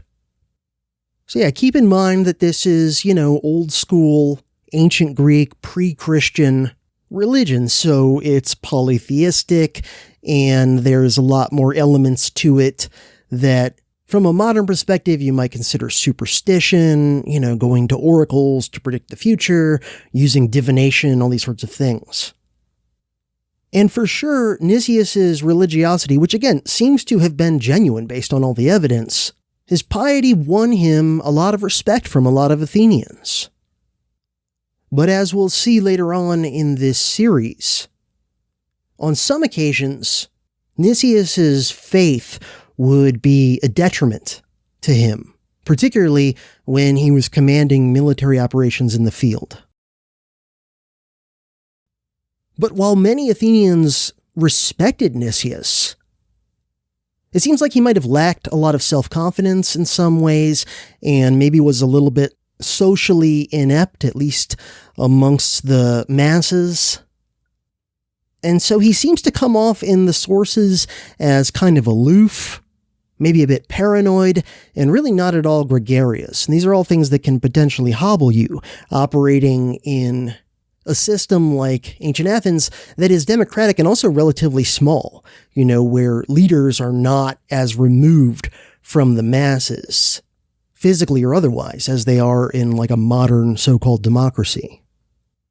Plutarch writes of this, quote, "So cautious was Nicias of informers, and so reserved, that he never would dine out with any citizen, nor allowed himself to indulge in talk and conversation with his friends, nor give himself any leisure for such amusements.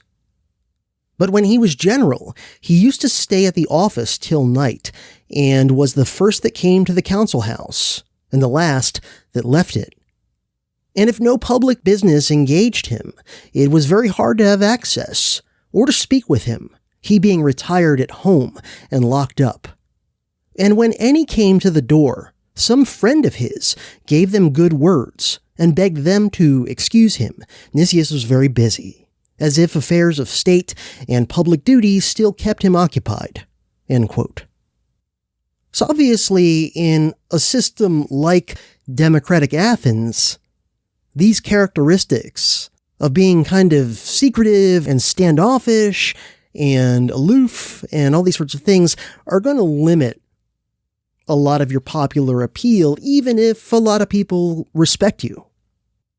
Nicias had had a mostly very successful, if not outstanding, military career up until the era of the Sicilian expedition. But like I said, he always tried to be kind of humble about his wins and give more credit to the gods and that sort of thing. And perhaps most importantly of all, by the time you get to the 14s BC, he was the only Athenian general of the era who had not suffered any major defeats. And because of this, and because the way that Nicias tended to give credit to the gods instead of to himself when he was successful, he developed a reputation as being lucky. And you have to understand that to the religious-minded Greeks of the time, who a lot of their beliefs are what we would sort of think of today as superstition, they very much believed that it's possible for say, one of their generals to just win more often than others purely due to being lucky, which is in turn the result of divine favor. And so having a reputation for being lucky in battle was actually a positive thing within the Athenian system at the time, because people thought of luck in very kind of spiritual and religious terms. Kind of brings to mind the old saying, it's better to be lucky than good, right? Well, maybe not, because if you're successful a lot, and it really is just due to luck, no one's luck holds forever, no matter how many sacrifices to the gods you make. And maybe part of why Nicias appeared to have such good luck up until the midpoint of the Peloponnesian War was that he just tended to be a very cautious sort of a person. You see that in his paranoid, standoffish personality and his overall views on politics and the war and, what strategies Athens would pursue. He tends to be very cautious, almost Spartan-like in his broadly defined conservative mindset. And truth be told, in a lot of situations in war, while it might not be the best mindset for every situation, probably more often than not, it is the best just overall approach to a war, to be very cautious and conservative. The problem is, very often in a democratic system, the generals who are more that way tend not to be as popular, because even if they might not lose any disastrous battles, they often tend to not win big dramatic battlefield victories either.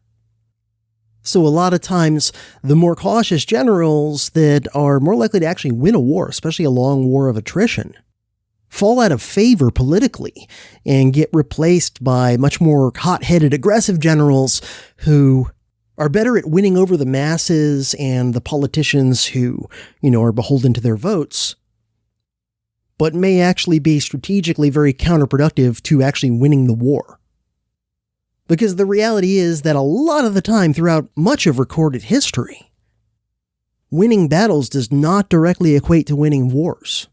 It's just simply not true. Now, it's not to say that it has no relation and that you can't find, some cases where a big, decisive battle won a war for somebody, but things like attrition and strategy and geography and finance and resources, these kinds of things very often win over flashy, dramatic, aggressive battlefield tactics that oftentimes use up your men and resources and whatever without winning you the war, and then, your more cautious opponent is able to knock you out. As Plutarch writes, quote, "If Nicias took a command, he was for doing what was safe. And if, as thus was likely, he had for the most part success, he did not attribute it to any wisdom, conduct, or courage of his own. But to avoid envy, he thanked fortune for all and gave glory to the divine powers. And the actions themselves bore testimony in his favor. The city met at that time with several considerable reverses, but Nicias had not had a hand in any of them." End quote. Now, on the other side, you have Alcibiades, who is the opposite of Nicias in almost every conceivable way within their historical time and place. Alcibiades is definitely one of the most notorious and controversial and, to many people at least, intriguing characters in Athenian history, maybe in all of ancient Greek history. And on the eve of what will end up being the Athenian expedition to Sicily, he was also very clearly the prime leader of the Athenian hawk/populist faction. Alcibiades was born into great wealth, but also to a very, aristocratic family lineage, and from a very young age, he was pretty much universally considered to be extremely physically attractive in the eyes of both men and women. He was also seemingly born very intelligent, and as an aristocrat from a wealthy family, he was very well educated growing up. And all evidence indicates that he was very charismatic and that he was also a very skillful orator from a pretty young age. But he also, from the time he was a young man, got a well-deserved reputation as a libertine or perhaps even a degenerate in terms of having a very flamboyant and unapologetically decadent lifestyle, and eventually he even reveals himself to be a man of very shifting loyalties that can turn on a dime, a guy not to be trusted, although this was not obvious on the eve of the Athenian expedition to Sicily. But as a non-specific plot spoiler, if you're not familiar with Alcibiades as a historical figure, he is going to switch sides multiple times from the Sicilian expedition through to the end of the Peloponnesian War. Now, to his credit, he was physically very brave in battle, and once he eventually became a general, he proved to be, tactically at least, a very competent, perhaps even brilliant commander on both land and sea. Although I at least would argue that he was never as good of a strategist as he was a tactician. From my perspective anyway, I would say that being a successful battlefield tactician often requires boldness, decisiveness, confidence, initiative, and kind of short-term focused cunning. All of which Alcibiades seems to have had in abundance. But I'd say that being a good strategist tends to require more subtlety and prudence and caution and kind of longer term and more big picture thinking. And very few military leaders are equally good at both, and I don't think that Alcibiades had a whole lot in the way of strategic skill, and I would argue that this is yet another way that he and Nicias are going to be opposites of each other. I think the record shows that Nicias was a pretty good strategist, but not a great tactical commander. And Alcibiades is the inverse of that. Alcibiades, by the way, was about a generation younger than Nicias. Nicias would have been, like I said, in his 50s, around the time period of 416 BC. Alcibiades would have been in his 30s. Aside from a lot of Athenians, despite his charisma and attractiveness and all that, being kind of uneasy with Alcibiades because of his well-deserved reputation for degenerate living, right? For partying and, luxurious spending and being very sexually promiscuous and all these sorts of things, he also had a lot of Athenians concerned just about his ambition. They kind of realized, he's very smart and seems to be very skillful in a lot of ways, but he also seems to be super ambitious, and maybe his, ultimate goal is to make himself kind of like the dictator of Athens. To go far beyond what Thucydides did as just sort of the first citizen who was able to persuade the assembly to mostly do what he thought was best, but that Alcibiades seems to be kind of a less trustworthy character, who maybe lusts for power for its own sake a bit too much.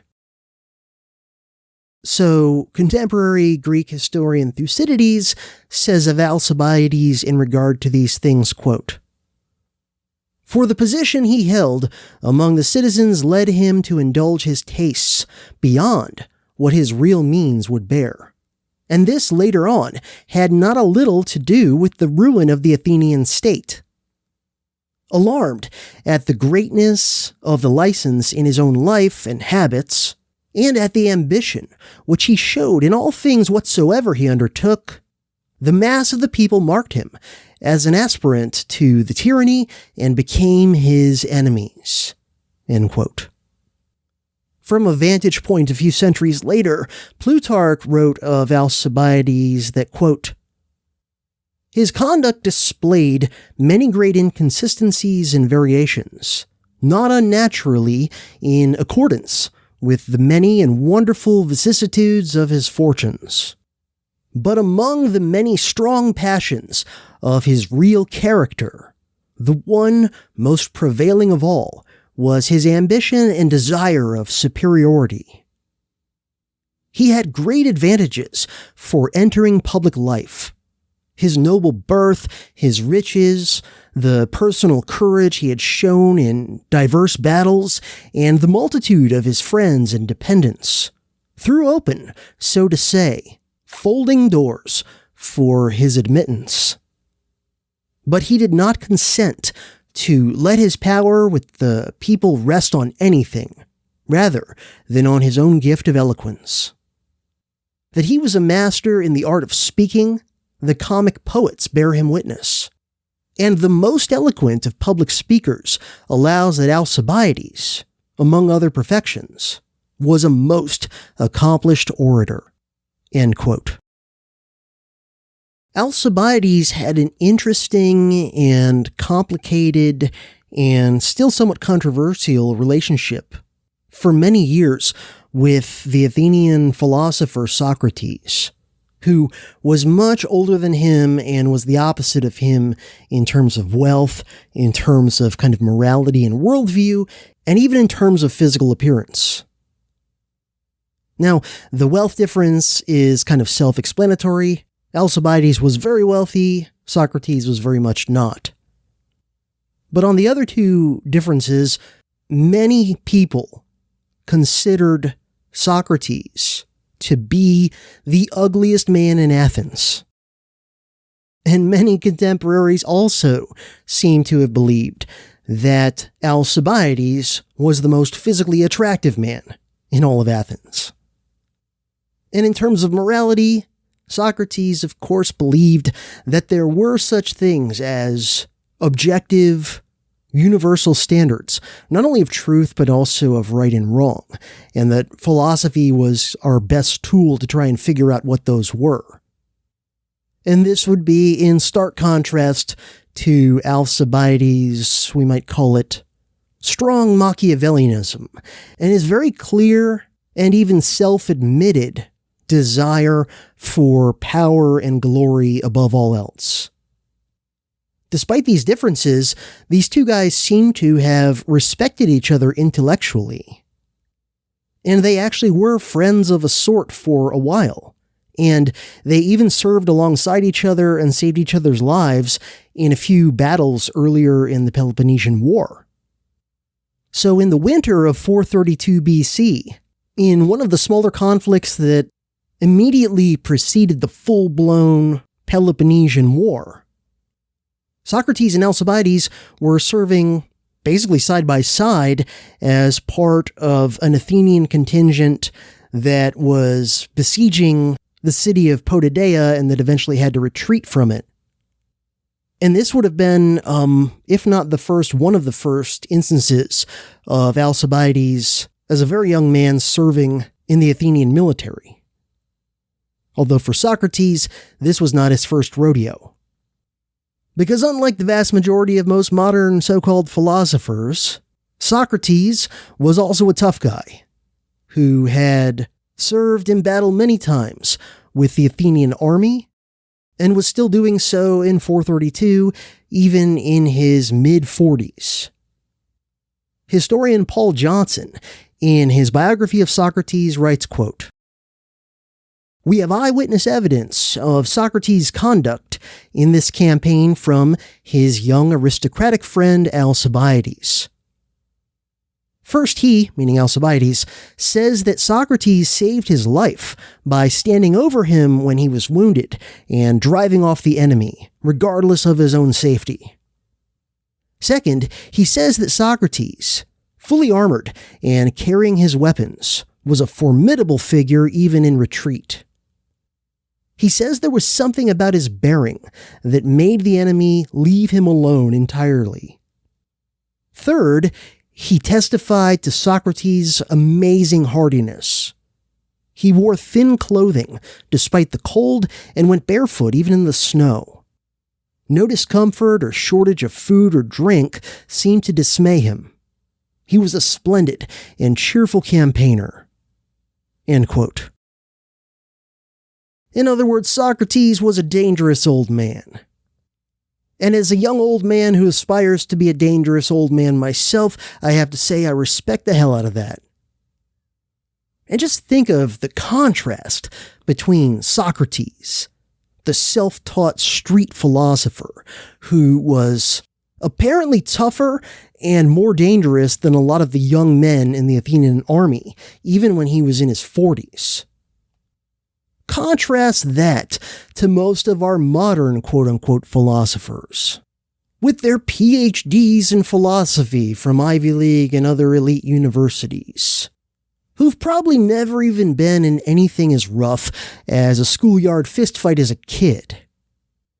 Many of whom probably couldn't walk quickly up a few flights of stairs with a 20-pound backpack on their back, let alone march into battle with 50 or 60 pounds of kit, barefoot in the snow, and still be dangerous in the fight, like Socrates was. And just as a personal side note, it makes me think of, admittedly, a much less extreme and dramatic example, but one that I experienced personally a couple of years ago when I spent some time working as an underwater boat hull scraper, which is a very dirty, difficult, and dangerous job. Though I'm not claiming it's as tough as being an ancient Greek hoplite out on campaign. But during the months that I spent doing that job, I outlasted a lot of guys who were literally half my age, most of whom were like fresh out of the military, and most of whom, at least in terms of appearance, looked to be in a lot better shape than me. And while a few of them did hang on, the majority of these guys half my age, fresh out of the military, who started doing this job around the same time that I did, the majority of them threw in the towel within a few weeks. I hung in there and did the job for about 4 months, until one of the curses of the dangerous old man took me off that job, in particular arthritis in my hands. I've got some pretty bad arthritis for my age in my hands, and the underwater boat hull scraping job is a job that is very tough on your hands and requires a lot of hand strength. And while I have strong hands, the arthritis really hobbles me. And so unfortunately, I did have to throw in the towel after 4 months. But I didn't feel too bad considering how many 21-year-olds I saw throw in the towel after a few weeks or 1 month or whatever. But anyway, back to ancient Greece. The historian Plutarch also discusses some of the events of Socrates and Alcibiades' military service together, including a second retreat that they were both involved in which Alcibiades got the opportunity to return the favor that Socrates had done him on the retreat from Potidaea and to kind of help protect him. So Plutarch writes, quote, "Whilst he was very young, Alcibiades was a soldier in the expedition against Potidaea, where Socrates lodged in the same tent with him and stood next to him in battle.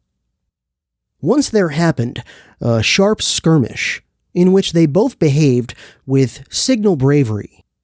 But Alcibiades receiving a wound, Socrates threw himself before him to defend him, and beyond any question saved him and his arms from the enemy, and so in all justice might have challenged the prize of valor." End quote. And that's referring to a military decoration, essentially. Plutarch continues, quote, "But the generals, appearing eager to adjudge the honor to Alcibiades because of his rank, Socrates, who desired to increase his thirst after glory of a noble kind, was the first to give evidence for him, and press them to crown him, and to decree to him the complete suit of armor." End quote. So he's saying that Socrates probably should have gotten this, award for bravery in the battle, but the generals wanted to give it to Alcibiades because he was an aristocrat from an elite family, and rather than arguing or protesting, Socrates was like, yeah, sure, give him the award, and, was even testifying on his behalf to get the decoration. Plutarch continues, quote, "Afterwards, in the battle of Delium, when the Athenians were routed, and Socrates, with a few others, was retreating on foot. Alcibiades, who was on horseback, observing it, would not pass on, but stayed to shelter him from the danger, and brought him safe off, though the enemy pressed hard upon them, and cut off many." End quote. So yeah, as an elite wealthy aristocrat, Alcibiades was one of the small number of Athenians who served as cavalry rather than as hoplite infantry.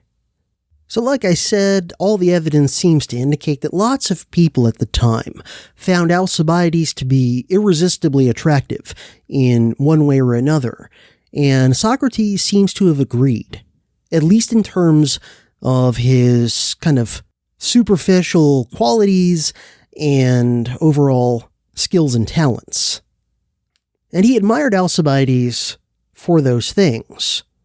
But Socrates seems to have been pretty troubled by Alcibiades' obvious self-centeredness and moral flexibility, and it seems like Socrates thought that it would be really beneficial for both Alcibiades and for Athens if all of this younger man's personal skills, his good looks, charisma, rhetorical ability, intelligence, all these sorts of things, if those could be harnessed for virtue instead of just for ambition and self-indulgence. Plutarch writes, quote, "It was manifest that the many well-born persons who were continually seeking Alcibiades' company and making their court to him were attracted and captivated by his brilliant and extraordinary beauty only. But the affection which Socrates entertained for him is a great evidence of the natural noble qualities and good disposition of the boy, which Socrates indeed detected both in and under his personal beauty. And Socrates, fearing that Alcibiades' wealth and station and the great number both of strangers and Athenians who flattered and caressed him might at last corrupt him, resolved, if possible, to interpose and preserve, hopeful, a plant from perishing in the flower before its fruit came to perfection. For never did fortune surround and enclose a man with so many of those things which we vulgarly call goods, or so protect him from every weapon of philosophy, and fence him from every access of free and searching words, as she did Alcibiades, who from the beginning was exposed to the flatteries of those who sought merely his gratification, such as might well unnerve him and indispose him to listen to any real advisor or instructor." End quote. So Plutarch is saying that Alcibiades, because he was just born into a position of wealth and born with good looks and charisma and intelligence and all these qualities, that those things were having a corrupting effect on Alcibiades, and that Socrates realized this and hoped that he would be able to kind of guide the younger man away from the corrosive effects in which Alcibiades' unearned virtues could corrupt him.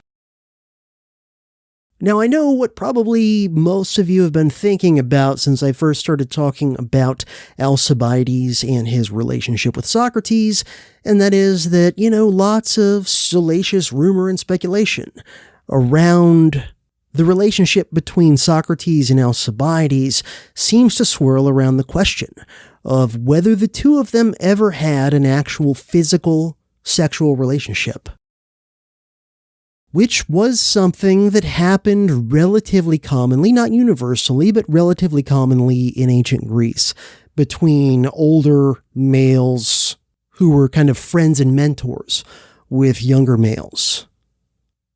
But it seems like the bulk of the evidence that we do have indicates that this was actually not the case.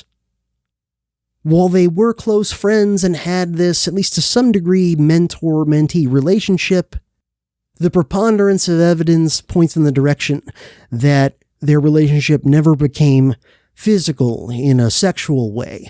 Although, interestingly, it was not due to lack of trying on the part of Alcibiades.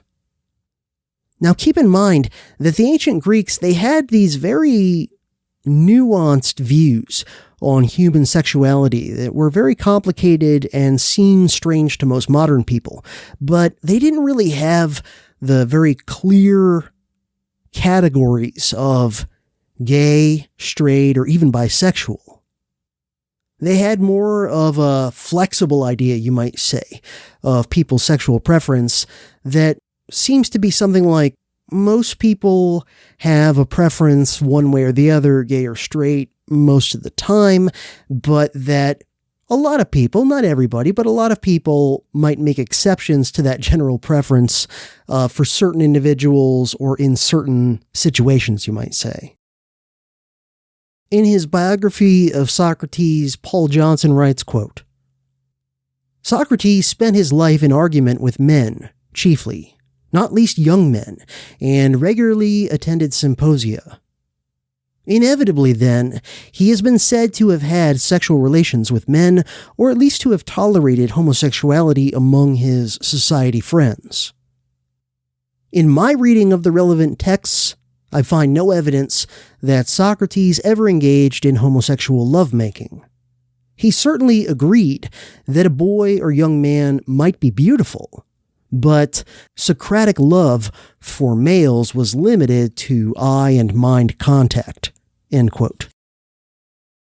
And then he goes over some different instances in primary sources that seem to indicate Socrates had very complex feelings about sexuality, and while he wasn't rigidly, militantly against homosexuality, he seems to have had at least some negative views on it, especially in terms of between an older man and a younger man. And after citing a few examples that point in that direction, Paul Johnson writes, quote, "A clearer example of Socrates' view of homosexuality, as distinct from benevolent male friendship, comes in Plato's Symposium, when Alcibiades arrives at the dinner drunk, and, seeing Socrates there, makes a long and embarrassingly frank speech about his relationship.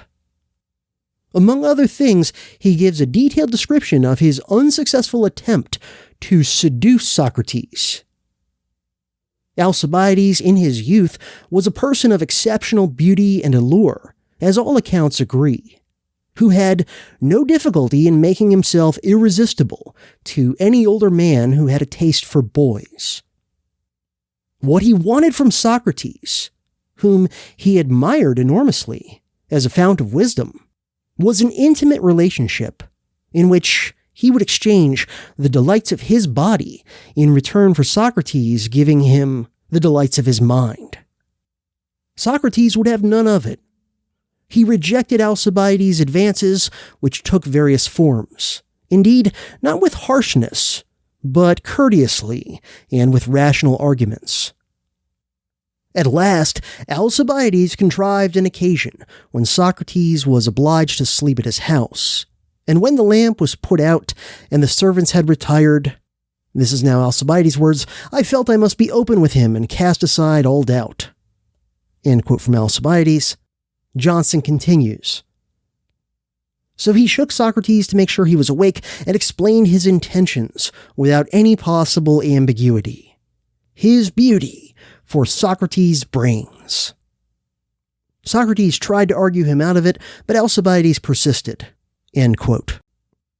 Basically kind of like hugging and snuggling Socrates, and Alcibiades says, quote, "There I lay the entire night, holding this superhuman genius tightly.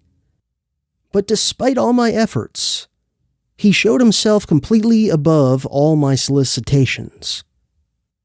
I felt him to be disdainful and superior, and almost contemptuous of my beauty, though he was perfectly polite, and his virtue had a kind of courteous but proud rejection of my body, thus laid before him. Nothing whatever happened, and I eventually fell asleep." End quote. Now, we'll never know with 100% accuracy, obviously, on the question of was there ever a physical sexual relationship between Socrates and Alcibiades. I'm just saying where the evidence from the sources we do have seems to point. But whether there was a sexual dimension or not, looking at the overall relationship, setting any sexuality aside, it does seem like Socrates might have been a very early recorded case in history of someone who thought that he could fix another person, although that other person was what we would consider in modern lingo probably a psychopath. And psychopaths are incurable. Yeah, I'm saying I'm pretty sure that Alcibiades was probably a psychopath, probably a narcissist, seems to have had, the whole Machiavellian, the whole dark triad. So yeah, Socrates was quite taken with Alcibiades' good looks, intelligence, and charm and eloquence, and he tried really hard to correct the moral defects of the young man through philosophizing, but like other things that people have tried to cure psychopaths, it didn't work. The only cure seems to be the traditional Inuit one, which is push them off the ice at your soonest opportunity.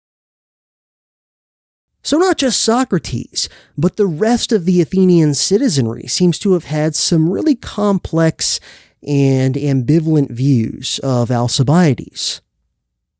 On the one hand, they recognized that he had demonstrated skill and courage on the battlefield multiple times, which was why he had been elected a general at a younger than usual age. And he was a very skillful orator, which always counted for a lot in Athenian politics. But a significant number of Athenians were put off by his lifestyle and his ambitions. And yet, at the same time, he was successful for a while in building a coalition of Athenian citizens in favor of Athens launching an expedition to Sicily. Plutarch very eloquently sums up these mixed feelings about Alcibiades that many Athenian citizens seem to have had as follows, quote, "But with all these words and deeds, and with all this sagacity and eloquence, Alcibiades intermingled exorbitant luxury and wantonness in his eating and drinking and dissolute living, wore long purple robes like a woman, which dragged after him as he went through the marketplace, caused the planks of his galley to be cut away, so that he might lie the softer, his bed not being placed on the boards, but hanging upon girths. His shield, again, which was richly gilded, and not the usual ensign of the Athenians, but a cupid, holding a thunderbolt in his hand, was painted upon it. The sight of all this made the people of good repute in the city feel disgust and abhorrence, and apprehension also, at his free living, and his contempt of law as things monstrous in themselves and indicating designs of usurpation. Aristophanes has well expressed the people's feelings toward him. They love and hate and cannot do without him." End quote. And I wonder, if modern opinion polls had existed in ancient Athens, what would we find in regard to Alcibiades among the Athenian citizens of his time if we asked some fairly detailed opinion poll type questions? And my guess is that we'd probably find that a majority would have an overall negative view of him, just sort of in general as a person. And yet you might also find simultaneously that a majority very much respected his skill and even agreed with a lot of his policies. Something like that. And I will put my cards on the table in terms of historical analogies. I do find Alcibiades to, in many ways, be kind of Trumpian. In that he is an untrustworthy populist, a volatile war hawk, and probably a psychopath and definitely a narcissist who brags constantly. Yes, Alcibiades brags in very Trumpian fashion a lot in his speeches about himself and his achievements and his ambition, and he even brags about his excessive and decadent lifestyle, like Trump does. And also, like Trump, Alcibiades often has a very tenuous relationship with things like fact and truth, and almost no relationship at all to conventional morality or any typical notions of honor. But they're not the same, obviously, not just because different time and place, but the main differences that I see are all ones that are actually in Alcibiades' favor. And that is, unlike Trump, Alcibiades was physically, personally brave in battle. He did not suddenly find that he had crippling bone spurs when he was called to go do military service, for example. Also, during his political career, Alcibiades was young and by all accounts very physically attractive. And he was also very intelligent and educated and well-read, and he could speak very eloquently.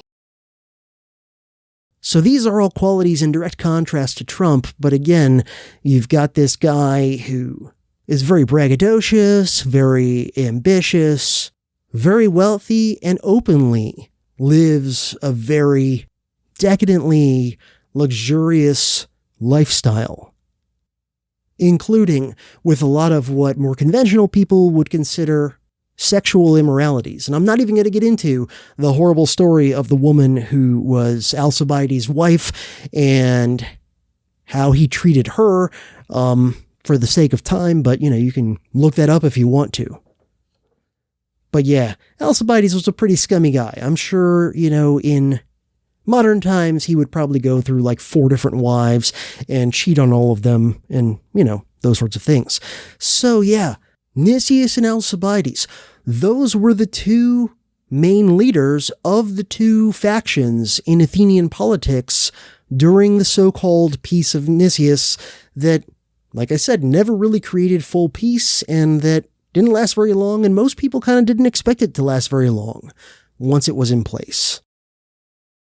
So it would be not long at all until full-on war restarted and quickly escalated to something even bigger and nastier than the first phases of the war before the Peace of Nicias. And the impetus for this to happen, for the war to reignite and escalate, didn't come from the Peloponnesian Peninsula or Attica or any of the surrounding islands of the Aegean or anywhere else in Greece proper. Instead, the impetus for the war to reignite is going to come from hundreds of miles away, halfway across the Mediterranean, on the island of Sicily. And as you might expect, Nicias and Alcibiades and their respective political supporters are going to have very different views when an opportunity arises for Athens to intervene in the politics and conflicts of Sicily. And the question of whether Athens should take this opportunity to get involved in Sicily or whether it should pass on it.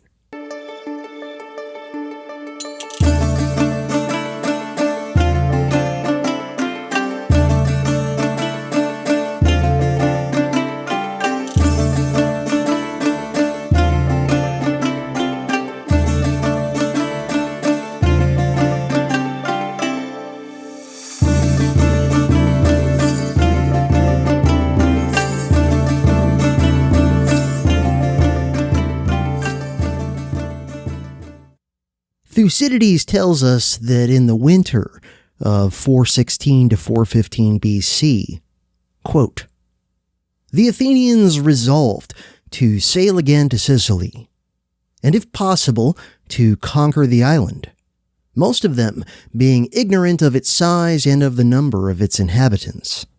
and of the fact that they were undertaking a war not much inferior to that against the Peloponnesians. End quote.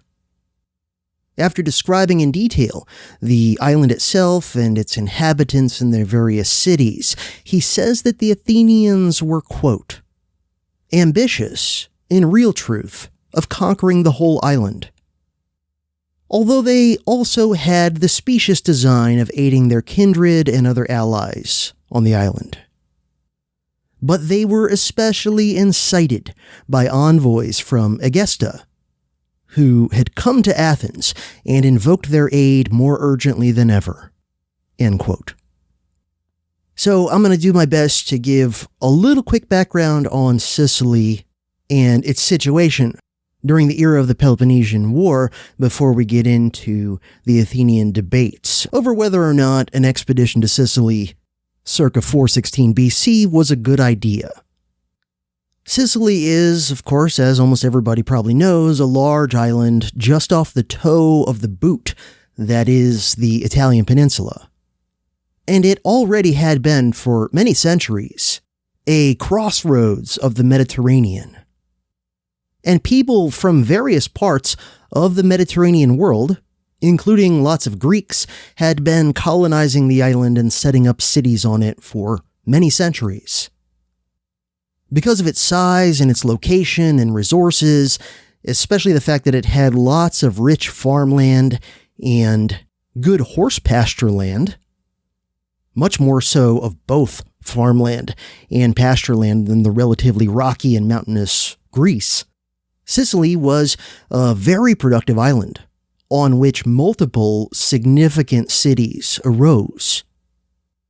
But Sicily was, like Greece itself, politically fragmented. So it had a tendency toward experiencing lots of wars between the different cities. And so putting it all together, because it was a large island in a very key location with lots of natural resources that was politically fragmented, it was often the target of various types of outside interventions. By the 5th century BC, the city-state on Sicily that was clearly the most wealthy, powerful, sophisticated, and influential was the city of Syracuse, which is located at an excellent natural harbor on the east coast of the island. The rise of Syracuse really began in earnest in the first half of the 5th century BC under some relatively benign and competent but authoritarian rulers. Under them, the city started to become quite wealthy and culturally sophisticated. Although it was Dorian in origin, it was one of these Dorian cities that got involved in commerce and trade and interaction with diverse people. So more like Corinth than like Sparta or Thebes. Will Durant describes the city as follows, quote, Syracusan banquets became a byword for extravagance. And Corinthian girls were so numerous in the city that any man who slept at home was considered a saint. The citizens were quick of mind and sharp of tongue. They enjoyed good oratory to their ruin and crowded to hear, in their magnificent open-air theater, the comedies of Epicharmus and the tragedies of Aeschylus, end quote. And he says that for a time at least, Syracuse became, quote, the intellectual capital of Greece, end quote. So for sure, out of all the cities on the island of Sicily, it was in many ways the one that most resembled Athens, despite its Dorian origins. By the way, in that quote from Will Durant, he mentioned that there were lots of great Corinthian girls in Syracuse, and Corinthian girls was actually a term in ancient Greece that initially was used to describe specifically high-end prostitutes from Corinth who were renowned throughout Greece. Corinth was, in a way, almost kind of like the Vegas of its time, famous among other things for its prostitutes. Corinth actually had a temple to Aphrodite that was very notorious, and kind of attached to that, they had a whole cult of sacred prostitution. But at some point throughout the Greek world, the term Corinthian girl came to mean any prostitute, or even just a woman who had a reputation of having loose morals. Anyway, Syracuse, becoming this wealthy, sophisticated city, eventually overthrew one of its dictators who was harsh as the previous ones had been, but a lot less competent and a lot more malevolent. And once they overthrew him, they established a form of democracy. And inspired by their example, many of the other Greek city-states on Sicily followed suit. Now, not all the cities on Sicily were populated with Greeks. More than a few were populated with various types of quote-unquote barbarians, which of course, in ancient Greek lingo, just means a non-Greek. It doesn't necessarily mean someone who's like crazy primitive, running around with a bone through his nose. It just means non-Greek, and in the case of Sicily, there were a variety because people had colonized Sicily from various parts of the Mediterranean, and in addition, there were also people known at the time as Sicils, who were considered like the indigenous Sicilians, who had been there the longest. Will Durant says, in the cities that also established democracies after Syracuse did so, quote, the trading classes overthrew the landowning aristocracies and established a commercial democracy superimposed upon a system of ruthless slavery. End quote. Like I said before, Syracuse was a Dorian Greek city, in contrast to the Athenians and their allies who were Ionians, as I got into a bit last episode. And while Syracuse at any point formally joined the Peloponnesian League, it had always been very close with Corinth. So, by extension, even though it wasn't officially an ally of Sparta, it was kind of a de facto or quasi-ally. But for a while, the Spartans had little to no interest in getting involved in Sicily. But Corinth definitely did, and it supported Syracuse and other Dorian cities on Sicily in various ways against the Ionian cities that existed on Sicily, which, not surprisingly, Athens tended to sympathize with. And the so-called barbarian cities on Sicily were, as far as I can tell, kind of a mixture in terms of who they were allied with. Some of them were allied with the Ionians, some with the Dorians. In 427 BC, the city of Leontini got into a conflict with Syracuse and some of the other Dorian poleis, and they appealed to Athens for help. The Athenians sent kind of like a mid-sized expeditionary force of 20 triremes and a few thousand hoplites, and for a couple of years this force operated on Sicily in support of Athens' allies there, but it didn't accomplish much. It didn't meet with a total disaster or anything like that, any kind of decisive defeat, but it really didn't achieve any real successes either. So after a couple of years, it was recalled back to Athens. Conflicts continued between the city-states of Sicily for a while, and by 424 BC, Syracuse had largely gotten the better of it, and there was something called the Congress of Gala, which was a diplomatic conference of leaders from a lot of the main cities on the island that was trying to bring an end to these nagging wars that kept dragging on. And at the Congress of Gala, a Syracusan leader named Hermocrates proposed a policy that some modern historians have described as Sicily for the Sicilians, and others have compared to the American Monroe Doctrine from, a couple thousand years later. Basically, the idea was that not only would the Sicilian cities make peace among themselves, but they would also all agree to not allow any more outside intervention in the island's affairs. And at the Congress of Gala, the other leaders of the major Sicilian cities agreed. Of course, while in theory this arrangement would be good for all Sicilians by keeping out outsiders from intervening, And because of that perception, most Sicilian leaders probably were in favor of it initially.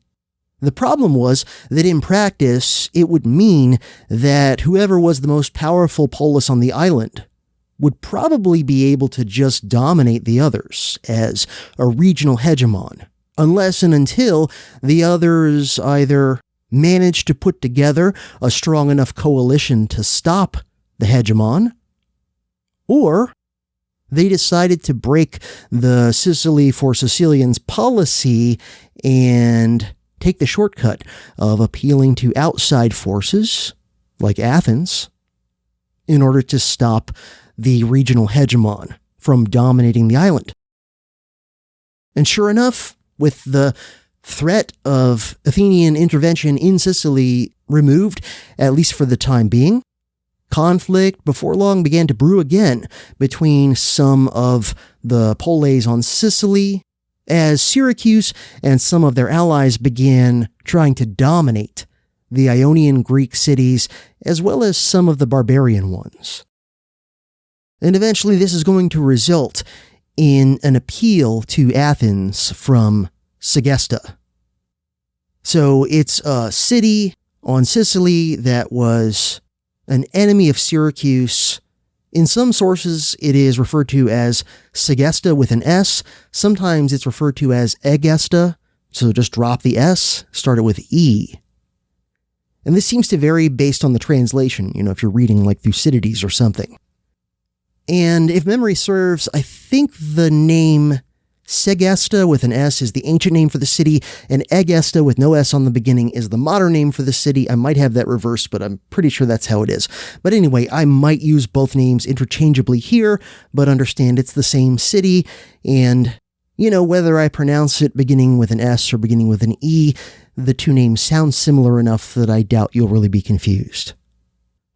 So what had happened was, Segesta had gone to war against another Sicilian city, Selinus, over kind of typical causes for wars back then, disputed territory, that sort of thing. But Selinus was allied with Syracuse, the most powerful city on Sicily. Now, going back years, the Segestans had been allies of Athens when Athens had carried out that previous very limited and unsuccessful military expedition to Sicily that I mentioned a moment ago. So now the Segestans are asking the Athenians to mount another intervention to Sicily, hopefully an even bigger one that will achieve more success, to help the Segestans fight against Selinus and, more importantly, their big ally, Syracuse. Thucydides tells us, quote, "Their main argument, among a number of other considerations urged, was that if the Syracusans were allowed to ruin the allies still left to Athens in Sicily, and to get the whole power of the island into their hands, there would be a danger of their one day coming with a large force as Dorians to the aid of their Dorian brethren, and as colonists to the aid of the Peloponnesians who had sent them out, and joining these in pulling down the Athenian Empire. The Athenians would therefore do well to unite with the allies still left to them, and to make a stand against the Syracusans, especially as they, the Egestians, were prepared to furnish money for the war." The Athenians, hearing these arguments constantly repeated in their assemblies by the Egestians and their supporters, voted first to send envoys to Egesta to see if there really was the money that they talked of in the treasury and the temples, and at the same time to ascertain the truth about the war with the Selenantines. The envoys of the Athenians were accordingly dispatched to Sicily, end quote. And I have to say, just as a little side note, I think you can already see, and you'll definitely see more as I cover more of this debate within Athens about what to do, and what the Segestans are saying in order to try and induce Athens to coming to war on their behalf in Sicily, that the Segestans are very reminiscent of modern Israel in today's context. Now, admittedly, the Sugestans never had anything like the deep, multi-generational penetration of the Athenian elites like the Israelis have cultivated pretty much from the founding of modern Israel amongst the American political class. But still, the dynamics are similar, where you have a smaller, weaker state far away trying to induce a much more powerful, distant state to come fight their enemies for them. It's very familiar, right? History doesn't repeat itself, but it often rhymes. So these Athenian envoys went to Sicily to try and figure out the truth of what the Sugestans were saying, and they were accompanied by Sugestan envoys who came back with them.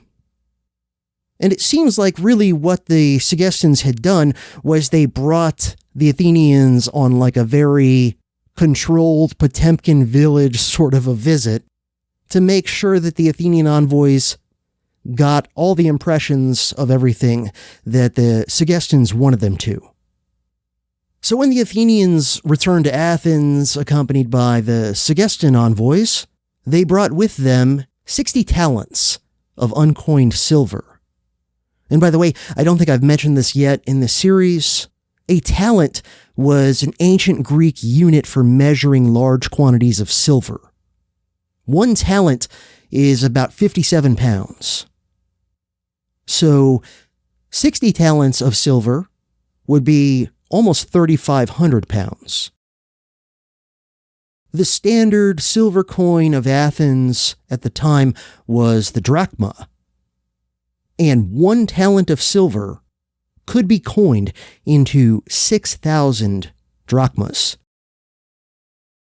So the 60 talents of silver, right, almost 3,500 pounds, of Aegistan silver that was brought back to Athens to try to induce them to intervene in Sicily was actually enough to pay for an entire month of 60 Athenian ships, including the maintenance and paying the crews and all that. And that's what the Aegistans were asking that Athens dispatch, at least 60 ships. And the idea was, here's a month's money to pay for all that up front, with at least the implication of there's plenty more where that came from. According to Thucydides, quote, "The Athenians held an assembly, and after hearing from the Aegistans and their own envoys a report, as attractive as it was untrue, upon the state of affairs generally, and in particular as to the money, of which it was said there was an abundance in the temples and the treasury, voted to send 60 ships to Sicily, under the command of Alcibiades, Nicias, and Lamachus, who were appointed with full powers. They were to help the Aegestians against the Selinuntines, to restore Leontini upon gaining any advantage in the war, and to order all other matters in Sicily as they should deem best for the interests of Athens." End quote. Notice the vagueness of that last clause. It does not specifically say that the commanders of this expedition were being ordered to conquer Syracuse, let alone all of Sicily, but it leaves it kind of open-ended.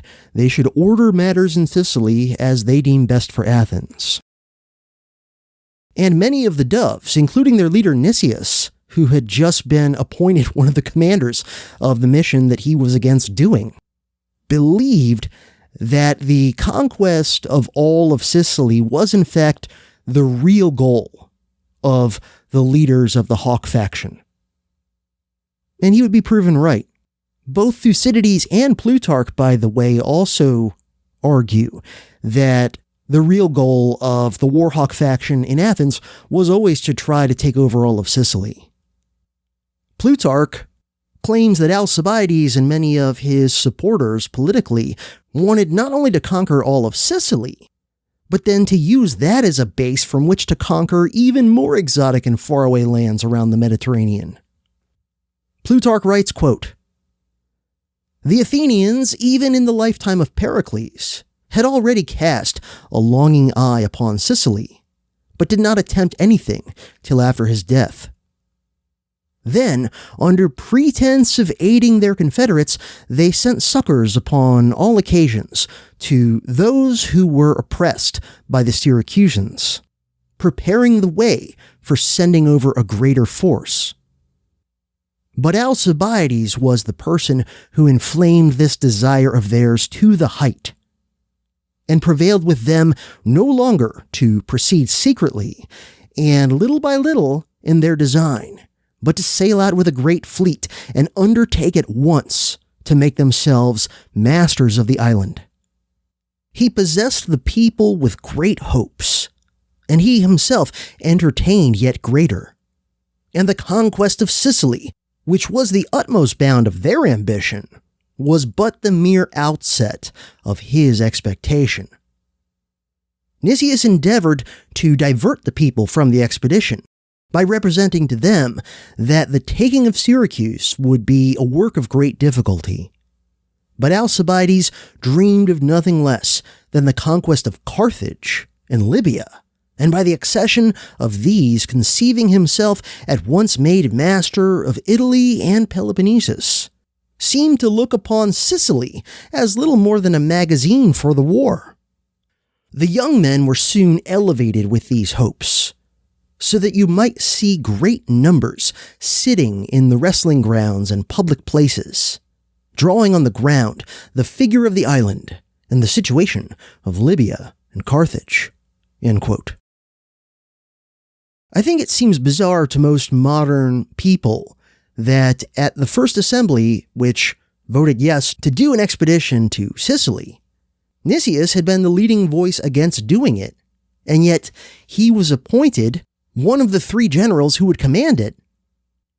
And beyond that, I think most modern people would find it bizarre that Nicias would accept the job. But the reality is, he didn't really have a choice, given the political context and reality in which he lived. Even though he thought this expedition was a bad idea, it really wouldn't have been possible for him to say no. He let it be known he didn't want to be one of the generals, but they appointed him to that anyway. And at that point, it wasn't really possible for him to say no, for a variety of reasons. So why did the assembly, the same assembly that voted yes on this expedition against the arguments of Nicias, vote to then make Nicias one of the generals of the expedition that he didn't think was a good idea to do at all? The explanation seems to be that while the majority of the citizens of Athens were persuaded by Alcibiades that the Sicilian expedition was a great idea, many of them were still at the same time leery of Alcibiades as an individual, and they probably worried that he would be too impulsive if he was made the sole commander of this expedition. And Plutarch explains this as follows, quote, "Together with Alcibiades, Nicias, much against his will, was appointed general, and he endeavored to avoid the command, not the less on account of his colleague," end quote, meaning he wouldn't have, wanted to serve alongside Alcibiades, given all the animosity between them. Plutarch continues, quote, "But the Athenians thought the war would proceed more prosperously if they did not send Alcibiades free from all restraint, but tempered his heat with the caution of Nicias. This they chose the rather to do, because Lamachus, the 3rd general, though he was of mature years, yet in several battles had appeared no less hot and rash than Alcibiades himself." End quote. Nicias felt bound to be a commander of this expedition despite his objections to it, partly because he might have faced various types of legal consequences if he refused to do so, and for sure he would have faced some severe social and political consequences. But also, as this, pious, upstanding guy, no doubt he felt bound by honor and duty to serve as well. He probably thought, well, if it is indeed the will of the assembly that this expedition is going to happen, and despite my objections, I'm even going to be one of the commanders, well, I guess I have no choice, He probably had kind of a mindset of, I'd rather not do this, but if it is the will of the majority of the citizens, then thy will be done, right? Let this cup pass from me unless it's your will. I think he probably also had the mindset of many military commanders throughout history who have found themselves put in charge of wars or operations that they did not think were wise ideas in the first place. And those sorts of commanders, more often than not, they accept the command anyway, because they seem to think something along the lines of, well, I don't think we should do this, war, this operation or whatever, but despite my best arguments, my government has decided they're going to do it anyway, and I'm a patriot, so if it's inevitable that this is going to happen, I do want it to succeed if possible, even if I think it's going to be difficult or unlikely for it to succeed, so I'll go ahead and accept command.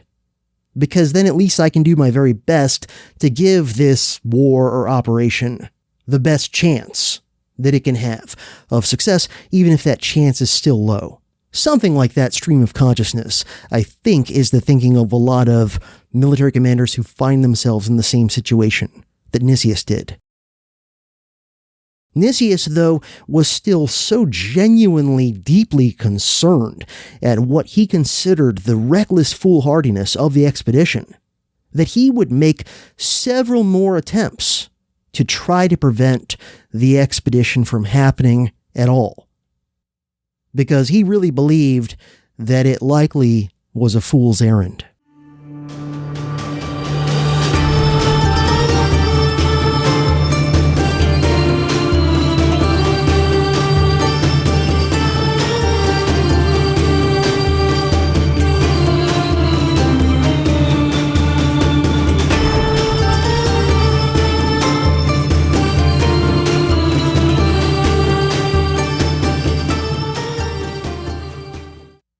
"5 days later, the Athenians held another assembly that was supposed to vote on the details of equipping the expedition. Nicias still believed that the whole thing was not a good idea, and that even if it were possible, it would certainly be much more costly of a thing than what the Agestians and the Athenian warhawks were saying it would be and, assuming they were being honest, thought it would be. And Nicias thought that it was unwise to divert so much of Athens' resources to this high-risk, low-likelihood of success, at least in his opinion, operation to try to take over a distant land. Plus, even though Nicias tended to be a dove in general in regard to the Spartans, I think he very well understood that as long as there was a significant chance that despite his best efforts, the still ongoing conflict between Athens and Sparta might reignite into a full-fledged direct war, it would be very unwise to send a bunch of men and ships and other resources to Sicily, which is about halfway across the Mediterranean Sea from Athens. It's somewhere, if memory serves, I think in the neighborhood of 700 miles or so from Athens to Syracuse, which in this age where long-distance travel is still fastest done by sailing ships, is like the other side of the world. In more modern terms, this is like sending a huge amount of your best men and resources to another hemisphere when you have significant enemies right in your own backyard, and you have only a partial and likely temporary peace with those enemies in your own backyard that could possibly break down without much warning, if any. Nicias, in other words, was trying to be prudent. And at this assembly, he would again try to talk the Athenians out of this plan altogether. According to Thucydides, Nicias began this speech by saying, quote, "Although this assembly was convened to consider the preparations to be made for sailing to Sicily, I think, notwithstanding, that we should still examine whether it be better to send out the ships at all. that we ought not to give so little consideration to a matter of such import, or let ourselves be persuaded by foreigners into undertaking a war with which we have nothing to do." End quote. Wow, what a timely warning. Here's a guy warning his people that they shouldn't let themselves be persuaded by foreigners into undertaking a war with which they have nothing to do. Talk about some relevance to our own time. Nicias then goes on to say that, as one of the guys who's already been selected to be one of the commanders of the expedition, he potentially stands to gain if it's successful. So he does, in a way, have a vested interest in wanting it to go ahead. But that still, he feels honor-bound to give his honest opinion about the whole thing, and that is, of course, that it's a bad idea. Nicias then goes on to say, quote, "I affirm then that you leave many enemies behind you here to go there, far away, and bring more back with you." End quote. He points out that the existing peace with the Spartans and their allies, which he himself had been, instrumental in bringing about, is very fragile and incomplete. And he says, quote, "It is only too probable that if they found our power divided, as we are hurrying to divide it, they would attack us vigorously with the Sicilians. A man ought, therefore, to consider these points, and not to think of running risks with a country placed so critically, or of grasping at another empire before we have secured the one we already have." End quote. I don't know about you, but to me he's talking a lot of sense. He then goes on to point out that, quote, "The Sicilians, even if conquered, are too far off and too numerous to be ruled by us without difficulty. It is folly to go against men who could not be kept under control even if conquered, while failure would leave us in a very different position from that which we occupied before the enterprise." End quote. Again, how relevant to our own time are these warnings? Nicias then goes on to argue that if the Athenians abstain from the Sicilian intervention and Syracuse does take over the whole island, in that situation, Syracuse would actually not be much of a threat to Athens, because the Syracusans would then be, like he was already warning the Athenians would happen if they did conquer the island, they would be too bogged down themselves in trying to maintain their control over all of Sicily. And it would be a problem for them, just like it would be if the Athenians conquered it to have to occupy and run the place. And so in that case, Syracuse would be so bogged down trying to control and run and exploit all of Sicily that they wouldn't be capable of in any major way threatening or attacking Athens. So here he's rebutting and kind of flipping on its head one of the main Aegestian arguments in favor of Athens intervening, which was that if Syracuse was successful in conquering all of Sicily, they'll be much more powerful and will therefore likely ally more directly with the Spartans and enter the Peloponnesian War against Athens. Nicias then goes on to say something very interesting, and I think very well thought out, but unfortunately perhaps too subtle for some of the warhawks. He says that, quote, "The Greeks in Sicily would fear us most if we never went there at all, and next to this, if after displaying our power, we went away again as soon as possible." End quote. In other words, he's saying that in his opinion, the strategically best option is to not go to try to take over Sicily at all, to not intervene in Sicily at all. And that the second best option would be that if you were going to go, you go quickly, you kick some ass, and then you get out of there and come home ASAP. Almost kind of sounds like the old Colin Powell doctrine that was kind of the framework behind the strategy of the First Gulf War. Nicias then goes on to elaborate a little bit more on this point to explain himself, and again, I think it is a very wise and sophisticated argument that he makes here. He says, quote, "We all know that which is furthest off and the reputation of one which can least be tested is the object of admiration.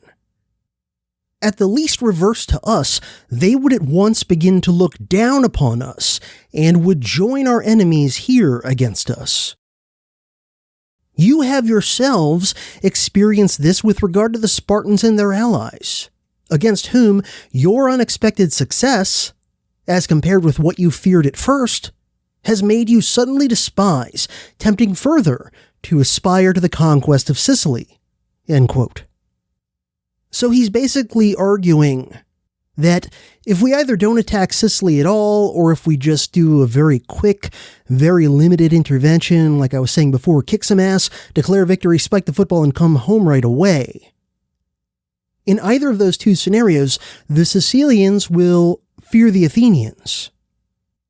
But if, on the other hand, Athens intervenes in a significant way, and for whatever reason it doesn't go well, this will cause the Syracusans to lose whatever fear they have of Athens based on its reputation and its wealth and all that, and they will be emboldened to potentially ally more closely and actively with the Spartans and to go to war directly against the Athenian alliance.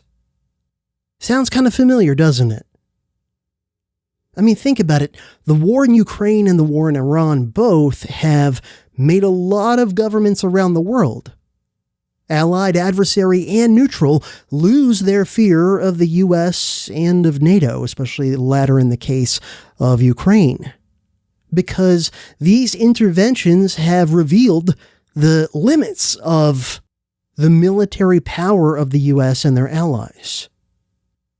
And the biggest part of deterrence is psychological, and intimidation too, for that matter. Like if you're trying to threaten someone with war to get them to do what you want them to do without actually going to war, right? So either if you're trying to deter them from attacking you, or you're trying to just intimidate them into doing what you want with the threat of war while, hoping that you avoid having to actually use it, it's really preferable that you not actually go to war in that sort of a scenario, unless you really have to, and unless you really have good reasons to think that you'll absolutely dominate.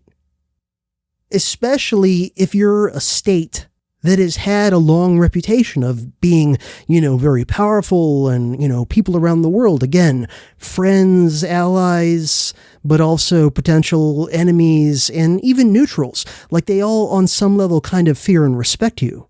The problem is, what happens if you get tried and you fight and you lose, or even, someone gives you a bloody nose in sort of a draw, someone that on paper no one thought could possibly stand up to you for 2 seconds? It's like the psychology of the schoolyard bully or something like that. Like all of the smaller kids on the schoolyard, if they think their potential enemy, right, this bully is overwhelmingly more powerful than you, is the hegemon of the playground, then you're unlikely to challenge that bully. But that schoolyard bully, every time he gets into an actual fight, as opposed to just trying to rely on deterrence and intimidation to get his way, every time he goes into an actual fight, he runs the risk of it not going well. And if some, unimpressive looking kid who, just based on appearance, you think, couldn't possibly stand up to this bully, if he actually does, and shocks everybody by either kicking the bully's ass or even just fighting him to a very hard, respectable draw, maybe the smaller kid does take a few hits from the bully, but he also gives some good hits back before the teacher comes in and breaks it up or whatever. But it's clear to everybody that he was going toe-to-toe successfully against the bully. It's like, from the moment that happens, that bully is just never going to have the same intimidation factor, the same fear amongst almost everybody else on the playground. That's why even if you are the hegemon, perhaps especially if you are the hegemon, you really don't want to get into very many actual fights, and you want to be very picky and choosy about which ones you're willing to get into, because you always run the risk of getting your ass kicked or maybe even just getting a bloody nose. And suddenly all of that edge you had in terms of psychological intimidation factor amongst everybody else is out the window. Now suddenly, like, every kid who's not a complete tiny little wimp is wanting to actually fight you instead of just being intimidated by you. And, you might win some of them, but you might not win all of them. And every single time you don't win an overwhelmingly dominant victory, that psychological intimidation factor edge you had gets even smaller. Nicias was wise enough to understand that this was one of the many risks that the Athenians were running were they to invade Sicily. And that if they didn't do well, and if it seriously revealed the limits of their power and revealed what their weaknesses were, the psychological intimidation factor doesn't just go away, it's potentially reversed.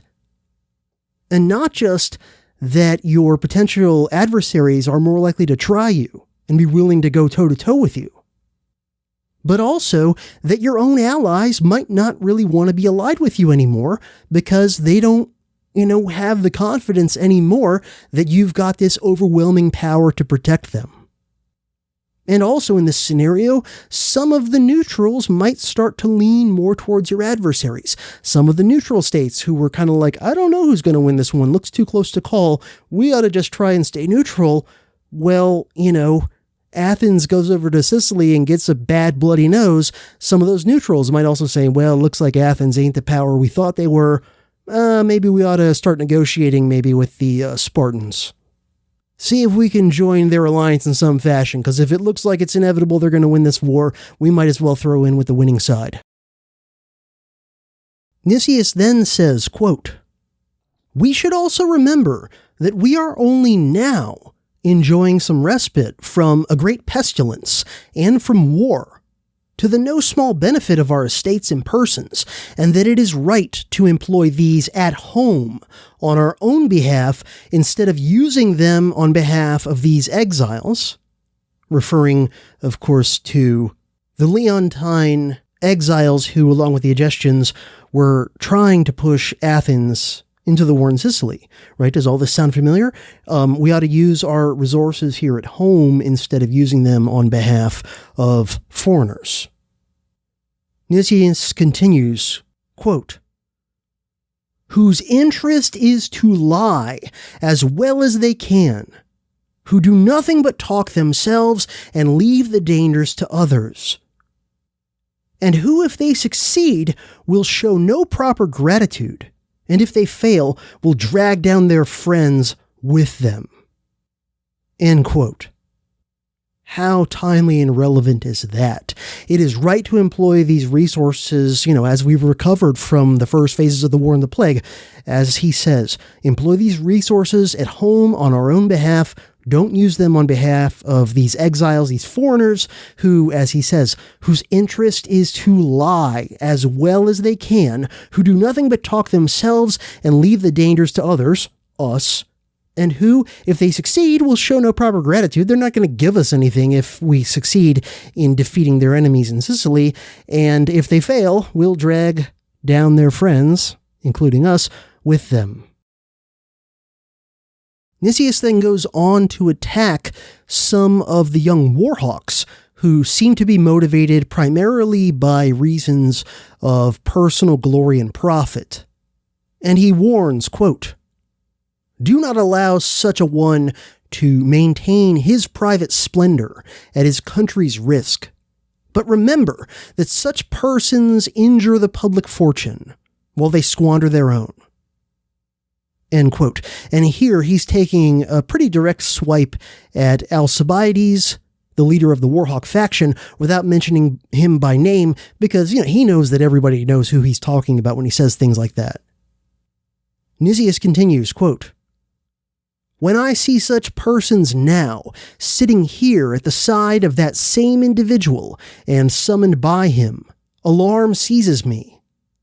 And I, in my turn, summon any of the older men that may have such a person sitting next to him, not to let himself be checked by shame for fear of being thought a coward if he does not vote for war, but remembering how rarely success is gained by wishing, and how often by forecast.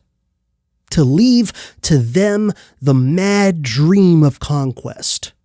And as a true lover of his country, now threatened by the greatest danger in its history, to hold up his hand on the other side to vote that the Sicilians should be left in the limits now existing between us to enjoy their own possessions and to settle their own quarrels. Let the Egestians, for their part, be told to end by themselves the war with the Selynintides, which they began without consulting the Athenians, and that for the future we do not enter into alliance with people whom we must help in their need and who can never help us in ours." End quote. How relevant is that? He knows that Alcibiades and the Warhawks have been and will continue to argue that those who don't want to go to war in Sicily are, part of their motivation for that stance is some sort of cowardice or maybe insufficient patriotism, or, maybe they're just too old and have lost their mojo. And Nicias is saying, hey, don't listen to that. Bravado and wishful thinking don't win wars and don't keep your country safe. Prudence and wisdom do. And we shouldn't be getting involved into these people's problems, hundreds and hundreds of miles away that have nothing to do with us, who, started this war between themselves. We had nothing to do with it. Our supposed allies in Sicily, they didn't ask us before they got into this war with Syracuse. And it is, like some other modern special relationships we can name, a situation in which this smaller power asking for help from the hegemon, it's a one-way relationship. The hegemon is going to bear all the costs and all the risks, and if Athens is ever in trouble, it's not like these Sicilian poles that are asking for their help right now are going to be able to, or, are even going to seriously try to do anything to help Athens.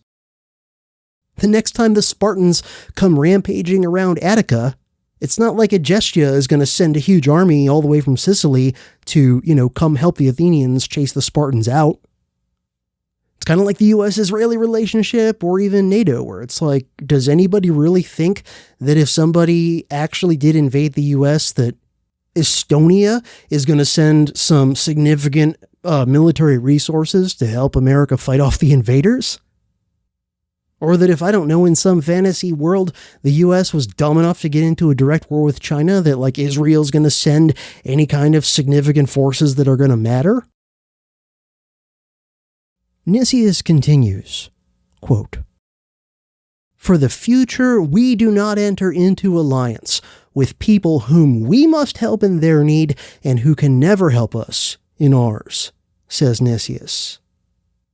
He concludes the speech by calling for another yes or no vote on the expedition. Thucydides says that most of the people who spoke after Nicias at this assembly, despite Nicias' arguments, which Thucydides, he doesn't say explicitly this is, who I'm taking sides with, but it certainly seems like Thucydides is more sympathetic to Nicias than to Alcibiades on this. And for my part, I find Nicias' arguments much more convincing and much more based on wisdom and prudence and reality and all these sorts of things. Despite Nicias' arguments, most of the people who then spoke after him at this assembly spoke out in favor of going ahead with the Sicilian expedition, and that the man who spoke most strongly in favor of it was, not surprisingly, Alcibiades. Thucydides says that Alcibiades' speech was motivated partly to counterattack Nicias directly for having attacked him in, kind of a little bit of an implied way, but everybody knew, and also by the fact that Alcibiades stood the most to gain, personally, from the expedition of anyone in Athens, if the expedition turned out to be successful.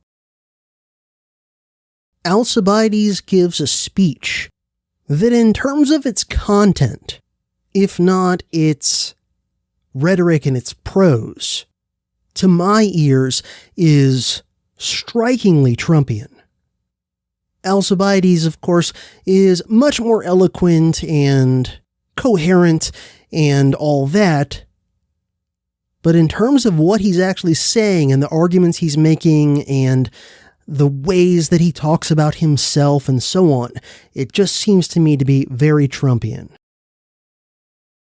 So, according to Thucydides, Alcibiades begins the speech by defending his controversially lavish and decadent lifestyle.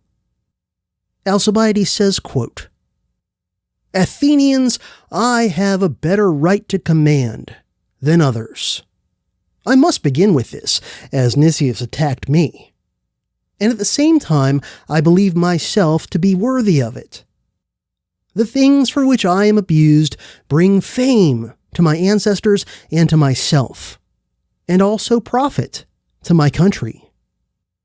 The Greeks, after expecting to see our city ruined by the war, concluded it to be even greater than it really is, by reason of the magnificence with which I represented it at the Olympic Games, when I sent into the lists 7 chariots, a number never before entered by any private person, and won the first prize, and won the second and fourth, and took care to have everything else in a style worthy of my victory." End quote. I expect him to be like, "We had chariots, lots of chariots, great chariots, chariots like no one ever seen." Alcibiades continues, quote, "Custom regards such displays as honorable, and they cannot be made without leaving behind them an impression of power. Again, any splendor that I may have exhibited at home in providing choruses or otherwise is naturally envied by my fellow citizens, but in the eyes of foreigners has an air of strength, as in the other instance. And this is no useless folly, when a man, at his own private cost, benefits not himself only, but his city. Nor is it unfair that he who prides himself on his position should refuse to be upon an equality with the rest." End quote. I will say this in Alcibiades' favor, aside from the fact that unlike Trump, he did actually fight in the wars that he was a proponent of, and he's much more rhetorically skilled and coherent. Another thing I'll say in his favor is that he did actually spend a lot of his own money on the city. And that was kind of a thing that was expected of wealthy, prominent Greeks, that they would contribute to things like their city's participation in the Olympics or to a city festival or to public works and things like this. So, unlike Trump with the ballroom, which ends up, so unsurprisingly, getting put on the taxpayer's tab, Alcibiades did actually spend some of his own money on things that, they were intended to make him look powerful and rich and influential, but at least could plausibly be argued to be for also the image and splendor of Athens. He then goes on for a bit, bragging about himself and his accomplishments and expressing his aspirations to even more greatness. And then he says, quote, "Such are my aspirations, and however I am abused for them in my private life, the question is whether anyone manages public affairs better than I do." End quote. He then goes on to brag about instigating the Spartans and their allies into the Battle of Mantinea, which I should point out the Spartans won pretty handily, and which gave a big boost to their side and their confidence and everything like that. It was, a defeat for Athens. But he's bragging about being the guy that kind of engineered this battle into happening, and he spins it by saying, quote, "Although victorious in the battle, they," meaning the Spartans, "have never since fully recovered confidence." End quote. And I've just got to say that I've never read an historian of ancient Greece, whether an ancient historian or a modern one, who doesn't say the exact opposite about the Battle of Mantinea. In other words, that the Spartan victory there was a big boost to them and their side. So Alcibiades' bullshittery is straight out of the Roy Cohn / Donald Trump playbook. No matter what happens, even if everything that you're trying to do is objectively a huge failure, as measured even by your own stated goals, what you want to do is just shamelessly spin it and claim that it was a huge victory in some bizarre, convoluted sort of way. But if you do that with enough seeming confidence in your bullshittery, you're gonna con a certain amount of the population or your audience, especially if you are a good-looking, charismatic sort of a guy like Alcibiades was. He then goes on to defend his youthfulness, saying that really the Athenians need to take advantage of the fact that, as he says, quote, "I am still in its flower," end quote. Then he goes on to make a case that conquering Sicily will actually be super easy, barely an inconvenience. Quote, "Nor should you rescind your resolution to sail to Sicily on the ground that you would be going to attack a great power. The cities in Sicily are peopled by motley rabbles, and easily change their institutions and adopt new ones in their stead. And consequently, the inhabitants, being without any feeling of patriotism, are not provided with arms for their persons, and have not regularly established themselves on the land. Every man thinks either by fair winds or by party strife he can obtain something at public expense, and then, in the event of a catastrophe, settle in some other country, and makes his preparations accordingly. From a mob like this, you need not look for either unanimity in counsel or unity in action, but they will probably, one by one, come in as they get a fair offer, especially if they are torn by civil strife, as we are told." End quote. And when I read that, I'm almost waiting for him to say that the Athenians are going to be greeted as liberators. I mean, in a lot of ways, there it is, almost 2,500 years ago, the neocon line.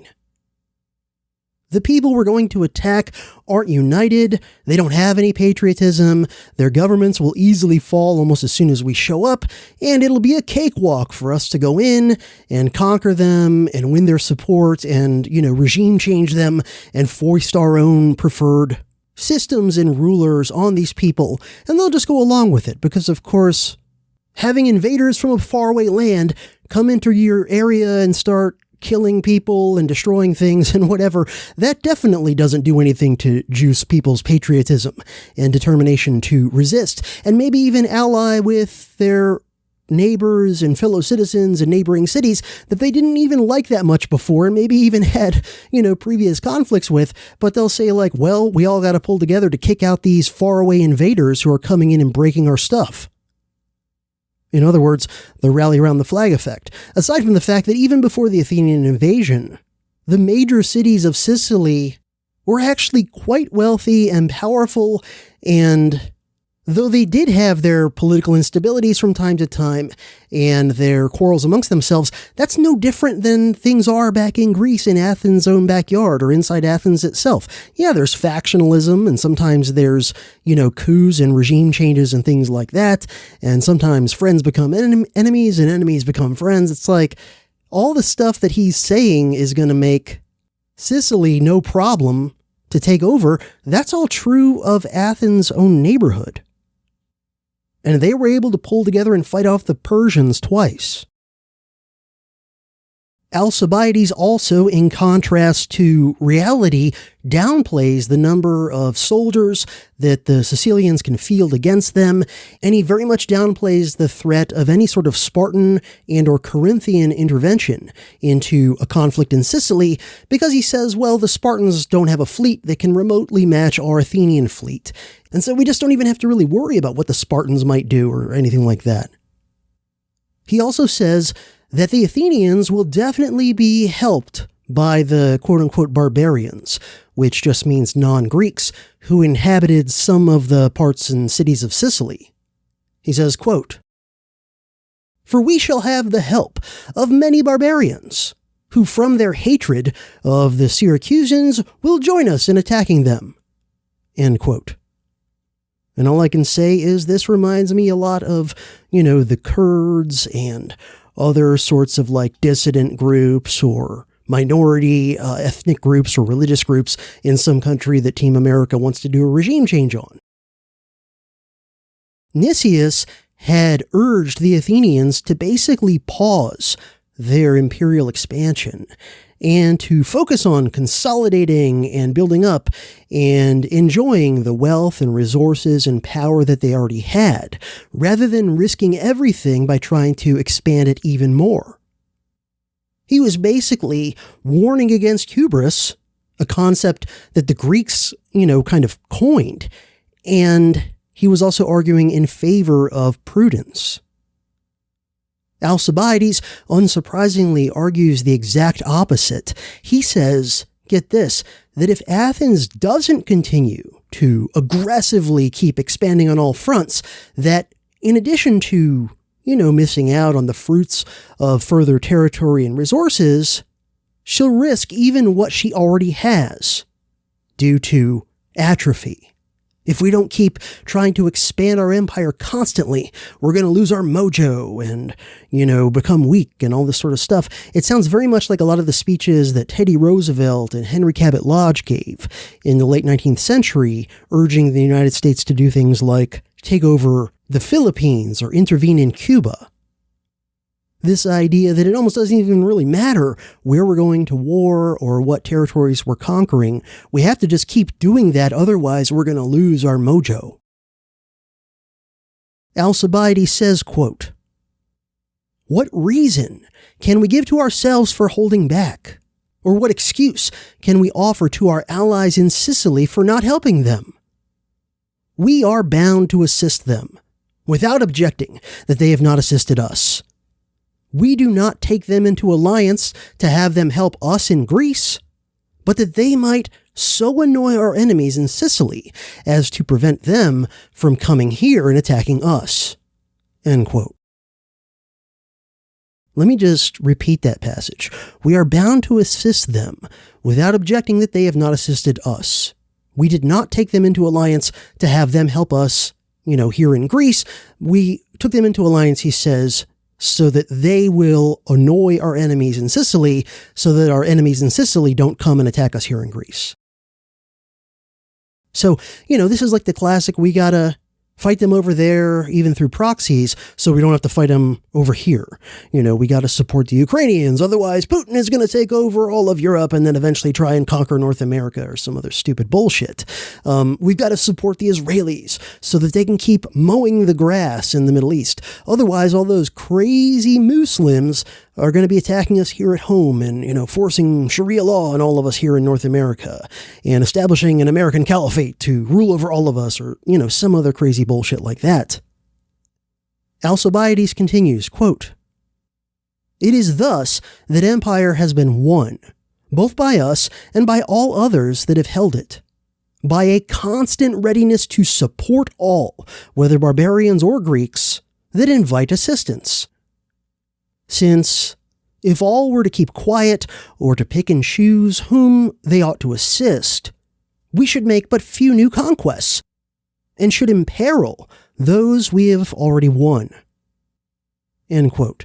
He's literally saying we should just go to war on behalf of anybody who asks us for help, because then we can just keep, using that as the pretext and the means to keep taking over new stuff.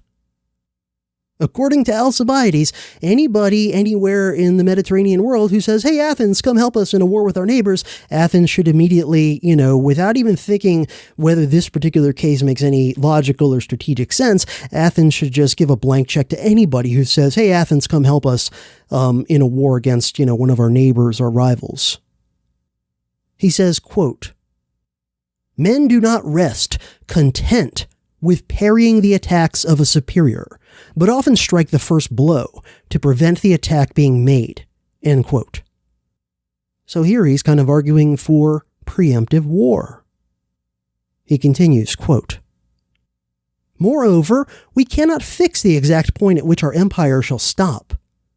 we have reached a position in which we must not be content with retaining what we have, but must scheme to extend it. For if we cease to rule others, we shall be in danger of being ruled ourselves. Be convinced, then, that we shall augment our power at home by this adventure abroad. And let us make the expedition, and so humble the pride of the Peloponnesians by sailing off to Sicily, and letting them see how little we care for the peace that we are now enjoying. Our ability to stay in Sicily if successful, or to return if not, will be secured to us by our navy, as we shall be superior at sea to all the Sicilians put together. By sinking into inaction, the city, like everything else, will wear itself out, and its skill in everything decay, while each fresh struggle will give it fresh experience and make it more used to defend itself, not in word, but in deed." End quote. So he's getting towards the end of his speech, and he starts to argue, hearkening back to some earlier famous speeches by Pericles and some of the other, previous generations of Athenian leaders, who would often say something like, well, the Athenians are just by nature a very active people, not just in terms of, innovating and being engaged in commerce, but also in terms of constantly trying to take over new places and, do new things and whatever. And this is in contrast to the inherently cautious and conservative Spartans. So, there's just these inherent natures to these different cities.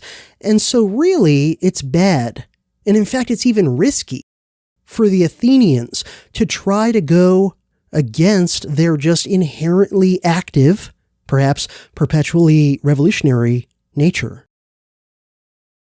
And after making this argument that Athens is just an inherently active city, and therefore it will be bad if they pause their imperialism, he concludes by saying, quote, "My conviction is that a city not inactive by nature could not choose a quicker way to ruin itself than by suddenly adopting a policy of inaction, and that the safest rule of life is to take one's character and institutions, for better or worse, and to live up to them as closely as one can." End quote. So because of its just, inherent nature somehow, action and expansion are always intrinsically good for Athens. And this is justified by this belief that there are just sort of inherent, unalterable, eternal characteristics of cities, and that Athens is to just be active all the time. So this is kind of like a circular logic argument for imperial expansionism. It is a self-licking ice cream cone, perpetual motion machine sort of thing. We've expanded a lot, so it must just be in our nature to do so, and so therefore it would actually be the wisest, safest thing to keep doing it. And to take a different course would be to go against our nature, and that would actually be more dangerous than going on a big expedition to the other side of the Mediterranean world. Thucydides says that the Athenian assembly seemed to be very swayed by Alcibiades' speech and leaned even more heavily toward intervention than they did before he spoke. Nicias realized this, and Thucydides says Nicias concluded, quote, that it would now be useless to try to deter them by the old line of argument, but thinking that he might perhaps alter their resolution by the extravagance of his estimates. End quote. And by his estimates, Thucydides is referring to Nicias's estimates of what it would realistically take in order to have a snowball's chance in hell of conquering Sicily in terms of manpower and other resources. So, in other words, seeing the way the wind is blowing in the assembly, that things are going even more in a pro-interventionist direction. Nicias, being, a fairly wise, intelligent guy for sure, concluded that it would now just be futile to continue to try to argue directly against intervention in Sicily. He had already laid out his direct case why he thought it would be a bad idea, but the majority now favored it even after Nicias's previous speech, and now after Alcibiades' speech, they were even more in favor of mounting the expedition. So Nicias makes a tactical decision to try to discredit intervention in Sicily indirectly by explaining that the amount of resources that the Athenians were planning on devoting to the intervention was way inadequate, in the hopes that once they heard a realistic accounting of how much it would take to really do this and have a chance of success, it would really serve as kind of a wake-up call to reality, to the assembly that would, he hoped, preferably intimidate the majority away from the intervention.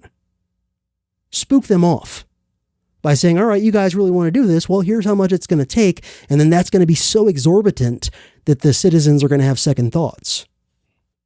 So instead of directly taking on the arguments of the interventionists and repeating all the stuff he had already said about why he thought it was a bad idea, he's instead going to argue that despite what Alcibiades and all the other pro-interventionist speakers, including, by the way, the ones from Sicily who are trying to get Athens to intervene in Sicily on their behalf, he's going to argue no longer, let's not do this, but just to argue this is not going to be a cakewalk. So, hey guys, if you're going to do it, fine, here's what you'll really be up against, and here's what it'll take to have a realistic chance of succeeding at all.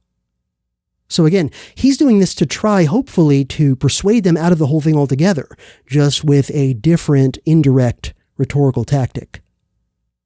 And secondarily, I think he was thinking, and worst case scenario, if this does fail to spook them off from doing the expedition altogether, he, Nicias, is thinking at least it would give them enough of a wake-up call, hopefully, that they would at least devote enough resources, because what they already have in mind is woefully inadequate.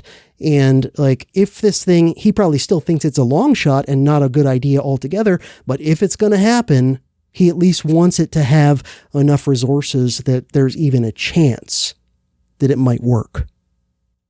So Nicias begins this speech by saying, quote, "I see, Athenians, that you are thoroughly bent upon the expedition, and therefore hope that all will turn out as we wish, and I proceed to give you my opinion at the present juncture." End quote. He's sort of making the old move of, okay, I don't favor this war, you all know that, but I can see that you've made up your minds, so I'm going to be a good patriot and just go along with it, and simultaneously I'm going to hope that it turns out well, and I'm going to do my best to try to give it the best chances to succeed through good advice. So, you didn't listen to my attempt at wisdom and prudence to talk you out of the whole thing. Maybe you'll listen to my wisdom and prudence when it comes to what you're going to need to try to do this. So he then points out that there are at least 7 significant Sicilian cities that are likely to oppose Athens, that have military resources that would enable them to field enough land and or sea forces to give Athens a real fight, especially Selinus and Syracuse, who would be, especially Syracuse, the main targets of the expedition. Nicias says, quote, "These are full of hoplites, archers, and dart throwers, have triremes in abundance and multitudes to man them. They also have money, partly in the temples at Selinus, and at Syracuse tribute of first fruits from some of the barbarians as well. But their chief advantage over us lies in the number of their horses, and in the fact that they grow their own grain at home instead of importing it." End quote. And those last couple of things are going to prove to be particularly prescient. It's true that the Sicilians were locally quite food self-sufficient. Sicily has much more wide-open, high-quality farmland than Greece does. Not only were they locally food self-sufficient, they had already for quite a long time been food exporters. So this means that the Athenians can't count on just using a blockade to starve them into submission. And the fact that Sicily was more than adequately food self-sufficient meant that the Sicilians would not have the long, tenuous, expensive supply lines that the Athenians would have in operating so far from home. And secondly, he was right to be concerned about the horse question, because Sicily had a lot of horses and a lot of people who knew how to ride them skillfully, including in battle.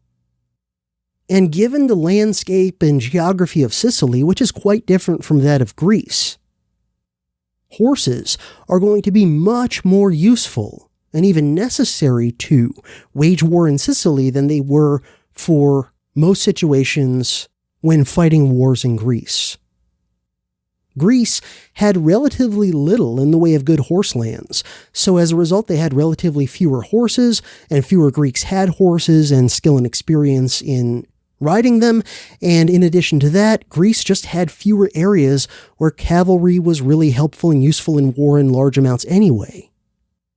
And as a result of all these circumstances, the Greeks of this period just kind of by default tended to see horse cavalry as, at best, kind of supplemental forces that were occasionally useful in doing things like going after an enemy army that was already broken by hoplite infantry in a decisive battle, or, just kind of like raiding an enemy's farms and resources or whatever, doing kind of hit and run operations, that sort of thing. But the Greeks tended to just not see cavalry as being the crucial element to really fighting and winning wars and even decisive battles.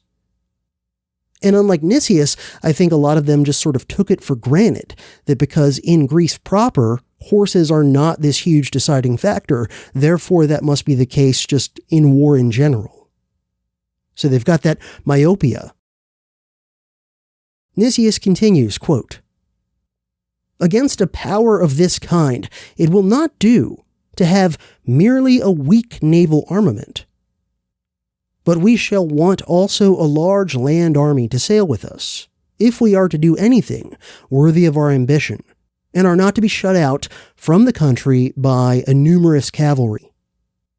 It would be disgraceful to have to retire under compulsion, or to send back for reinforcements owing to a want of reflection at first.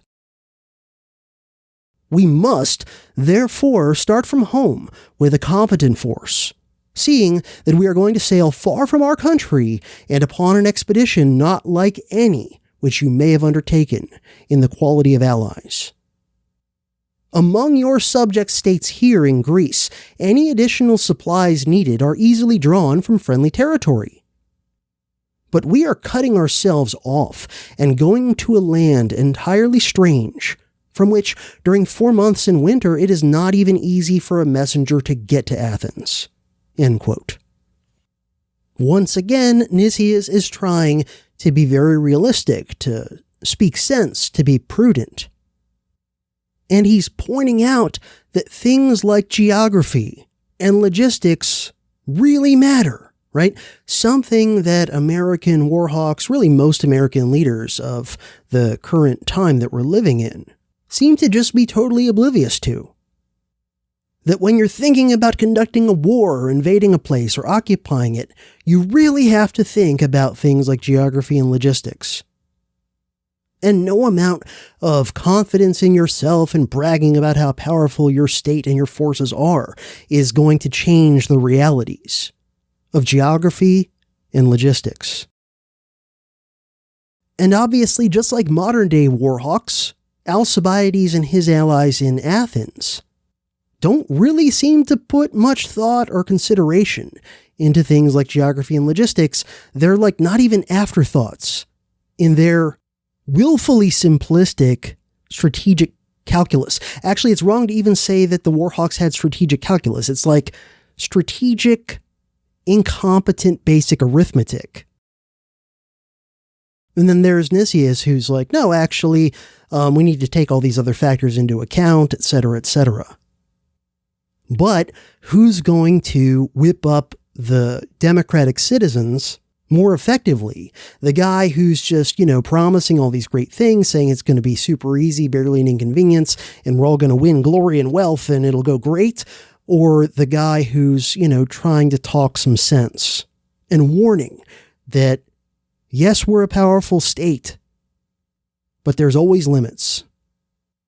And our enemies might not be as much of pushovers as the Warhawks are saying. Once again, Nicias is arguing for prudence, while Alcibiades is arguing for reckless aggression. Nicias continues, quote, I think, therefore, that we ought to take great numbers of hoplites, both from Athens and from our allies, and great numbers also of archers and slingers, to oppose the Sicilian horse. Meanwhile, we must have an overwhelming superiority at sea to enable us the more easily to carry in what we want. And we must take our own grain in merchant vessels, and bakers from the mills compelled to serve for pay in proper proportion, so that if we become weather-bound, the armament may not lack provisions. And above all, we must take with us from home as much money as possible.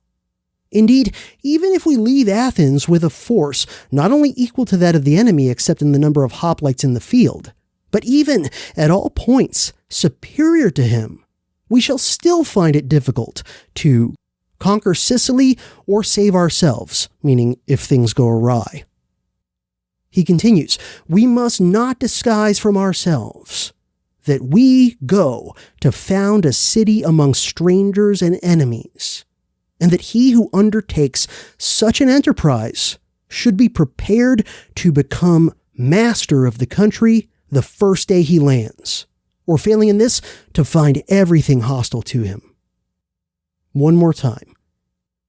We must not disguise from ourselves that we go to found a city among strangers and enemies, and that he who undertakes such an enterprise should be prepared to become the master of the country the first day he lands, or failing in this, to find everything hostile to him. End quote. We've got to go in overwhelmingly dominant as soon as we get there. We don't want to just have parity with the opposing forces. Because if we don't come in with overwhelming dominance from day one, we're going to find ourselves in a land that is not just strange to us, but really hostile and dangerous. Of course, the problem with Nicias was he was thinking that he could persuade the majority of Athenian citizens to be rational, prudent, and realistic. And that they, realizing what a huge undertaking this would be, would have second thoughts about the whole thing. But as we know, the masses of citizens in a democracy, once they've been whipped into an aggressive, warlike mindset, and they've been seduced by promises of low risk, easy victory, and great spoils, especially if they've been propagandized into this mindset by attractive, charismatic leaders, they become virtually immune to reason and common sense and prudence. And they have sort of like a backfire effect where they double down on their belief in the war. Whenever someone tries to kind of prudently just warn them about the dangers and the risks and the costs and the foolhardiness of what they're trying to do, they have a tendency to want to immediately lash out as someone who's trying to talk sense and limits and realism as just being cowardly and or unpatriotic. So what happens after Nicias makes his speech saying, actually, we're up against more powerful enemies than you think, and we actually need a lot more resources than you think? Does this dissuade a majority of Athenians from wanting to do the expedition altogether? Not exactly. Thucydides says that after this last speech by Nicias, quote, "The Athenians, far from having their enthusiasm for the voyage destroyed by the burdensomeness of the preparations, became more eager for it than ever. And just the contrary took place of what Nicias had thought, as it was held that he had given good advice, and that the expedition would be the safest in the world. Everyone fell in love with the enterprise. Older men thought that they would either subdue the places against which they were to sail, or at all events, with so large a force, meet with no disaster. Those in the prime of life felt a longing for foreign sights and spectacles, and had no doubt that they should come home safe again, while the idea of the common people and the soldiery was to earn wages at the moment and make conquest that would supply a never-ending fund of pay for the future. With this enthusiasm of the majority, the few that did not like it feared to appear unpatriotic by holding up their hands against it, and so kept quiet." End quote. Those who still had doubts about the wisdom of this whole thing, by this point, were intimidated into silence. Thucydides says that, quote, "At last one of the Athenians came forward and called upon Nicias and told him that he ought not to make excuses or put them off, but say at once before them all what forces the Athenians should vote him." End quote. So a guy basically says, all right, we're going to need a lot of forces and resources to do this. All right, that's exciting. That just proves what a great conquest it's going to be. But, give us specifics. Quit dancing around that. Nicias responds again with what he thinks will be just like wildly intimidating requests for resources. He says that he thinks Athens will need at least 5,000 hoplites minimum, if not more, as well as at least 100 triremes, plus as many additional transport ships as possible, and that they should draw upon all of Athens' resources, as well as much as they could possibly get from their allies, which, kind of mafia shakedown at times if necessary, right? And then he says, quote, "And the rest of the armament in proportion, archers from Crete and slingers, and whatever else might seem desirable, being made ready by the generals and taken with them." End quote. The assembly then right away votes in favor of giving the generals a blank check to use their own judgment on resources and of the expedition in general. As Thucydides says, quote, "To do as they judged best for the interests of Athens." After this, the preparations began, messages being sent to the allies and the enlistment rolls drawn up at home. And as the city had just recovered from the plague and the long war, and a number of young men had grown up, and capital had accumulated by reason of peace, everything was more easily provided. End quote. During the days, weeks, and months after the Athenian assemblies had approved the Sicilian expedition and, set in motion all of the preparations for it, but before it actually departed, some political scandals popped up that would cause major problems for Alcibiades, and that would end up throwing some big monkey wrenches into the Sicilian expedition, kind of right out of the gate. So, on the morning of June 7th, 415 BC, Athenians discovered that over the course of the previous night, the statues of the god Hermes throughout the city had all been vandalized. The faces of the statues had been smashed, and even their penises had been smashed off.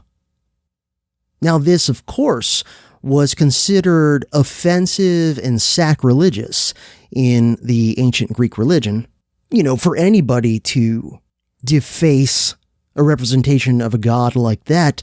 But what made it even more troubling to a lot of the people of Athens was that this vandalism had been done throughout a very large area of the city in just one night, which clearly indicated that it was not just the work of one or a few vandals, but a conspiracy of more than a handful of people who had planned and coordinated the whole thing, which pointed in the direction of this being something more serious and probably more political than just some drunken vandals getting out of hand. Greek deities were each considered the patron god or goddess of usually several different things. And in the case of Hermes, one of the things that he was supposed to be kind of the patron god of was travelers. He was supposed to be the god who protected travelers. Given the fact that the expedition to Sicily was getting pretty close to being ready to set off at the time that this vandalism happened, it seemed obvious to most people in Athens that the desecrations were an attempt to create a bad omen, a sense of fear among the people of Athens to try to stop the expedition from leaving. Pious Greeks at the time, like Nicias, but, not limited to just him, but other top political leaders and generals too, who were of a similar religious/superstitious mindset, they took things like this very seriously. They put a lot of stock in omens. Sometimes they would even make important battlefield decisions based on their perception of an omen. And Thucydides says that the citizens of Athens, quote, took the matter seriously, for it seemed to be an omen for the voyage, and to have been done on behalf of a conspiracy to make a revolution and destroy the democracy, end quote. So there's this paranoid witch hunting type of atmosphere. Historian Donald Kagan describes what happened as a response to the desecrations as follows, quote, "The assembly launched an investigation, offering rewards and immunity to witnesses who would offer evidence about this or any sacrilege. The council established a commission of inquiry, including eminent Democratic politicians. As the final plans for the expedition were under discussion, a man called Pythonicus stunned the assembly with an accusation that Alcibiades and his friends had been discovered parodying the sacred mysteries of Eleusis. Under a grant of immunity, a slave testified that he and others had seen the mysteries performed, naming Alcibiades and 9 others as participants," end quote. Now, there was no real evidence. I don't think anyone even claimed, as part of any official testimony, that there was a real connection between these allegations against Alcibiades and the mutilations of the Hermes statues. But the two things definitely kind of fused together in the psychology of a lot of Athenians in intensifying this paranoid witch-hunting sort of an atmosphere in which politics and religion seem to be blurred together. Alcibiades denied all of the charges that he and some of his friends had been spoofing and making fun of these supposedly very sacred rites. And he demanded an immediate trial because of the Sicilian expedition, right? He's one of the 3 generals, and it was getting very close to when the expedition was supposed to depart. And if he left before this matter was settled, he knew that his political enemies would try him in absentia while he was off in Sicily. And he knew that in that case, his odds of avoiding conviction would be very low, because not only would he not be there to defend himself, but also, if the trial happened while he was off to Sicily, Many of his strongest supporters and friends among the Athenian citizenry would be off to Sicily too, because they had been the most eager to go off on this expedition. But of course, Alcibiades' accusers and enemies understood this too, and they successfully maneuvered to delay the trial. And unfortunately for him, Alcibiades would have to leave on this expedition to Sicily with very serious charges and a likely trial hanging over his head, unable to defend himself in person, and knowing that most of his closest friends and allies would be with him and would not be back in Athens to try to defend him.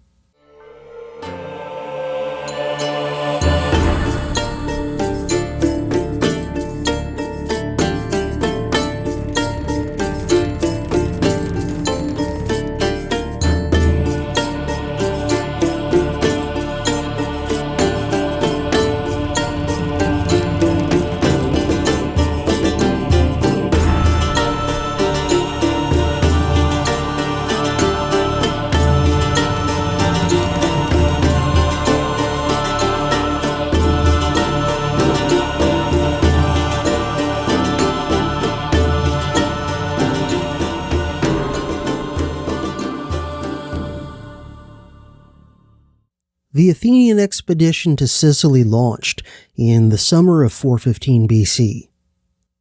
Some of Athens' more geographically distant allies were staging their forces and other resources at Corcyra, while the Athenians themselves and some of their geographically closer allies did so, not surprisingly, at the Athenian port of Piraeus, which gave a significant portion of the Athenian population the opportunity to watch the preparations being made and finally to watch the expedition depart. The description of these preparations and of the departure is another very famous passage from Thucydides, and there's very much kind of a bittersweet, ambivalent tone to the way that Thucydides describes all this, as a beautiful scene, but with sort of an undercurrent of foreboding. Here is the greatest Greek city-state, birthplace of so much innovation and art and culture and all these things. Here they are mustering all of their best men and much of their resources to go on an adventure far away to try to win fame and glory and riches, and to, by attacking this distant land, gain an advantage over their main adversaries, which were much closer to home. A lot of the way that Thucydides describes this is, to me, reminiscent of those scenes you see in a lot of modern war novels and movies, where you have all these good-looking, well-intentioned, bright young men in the spring of their lives, setting off optimistically for some faraway overseas land to have an adventure and escape the humdrum of daily life and to try to win fame and glory and do their duty to their country. The friends and family of the young men all turn out to see them off, and it all looks beautiful and romantic and optimistic.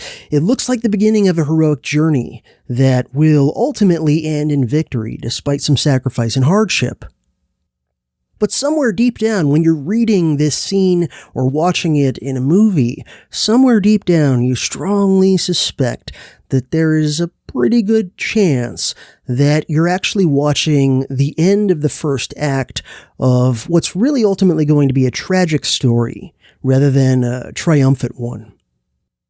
And if you're paying attention, some of those young soldiers in the scene that you're reading about or watching, they seem to be showing through maybe wide eyes and other facial expressions and maybe slight tremors in their voices and other tics and maybe occasionally things a little bit more overt than that. They're showing, if you're paying attention, that many of them, at least, are now feeling some last-minute trepidation that they really hadn't felt back when they had cheered on the idea of going to war and had, enlisted or were kind of happily and willingly drafted or whatever. So Thucydides describes these preparations and the departure as follows. Quote, "The Athenians, and such of their allies as happened to be with them, went down to the Piraeus upon a day appointed at daybreak, and began to man the ships for putting out to sea. With them also went the whole population, one may say, of the city, both citizens and foreigners, the inhabitants of the country, each escorting those that belonged to them, their friends, their relatives, or their sons, with hope and lamentation. Upon their way, as they thought of the conquests which they hoped to make, or of the friends whom they might never see again, considering the long voyage which they were going to make for their country. Indeed, at this moment, when they were now upon the point of parting from one another, the danger came home to them more than when they had voted for the expedition. Although the strength of the armament and the profuse provision which they observed in every department was a sight that could not but comfort them.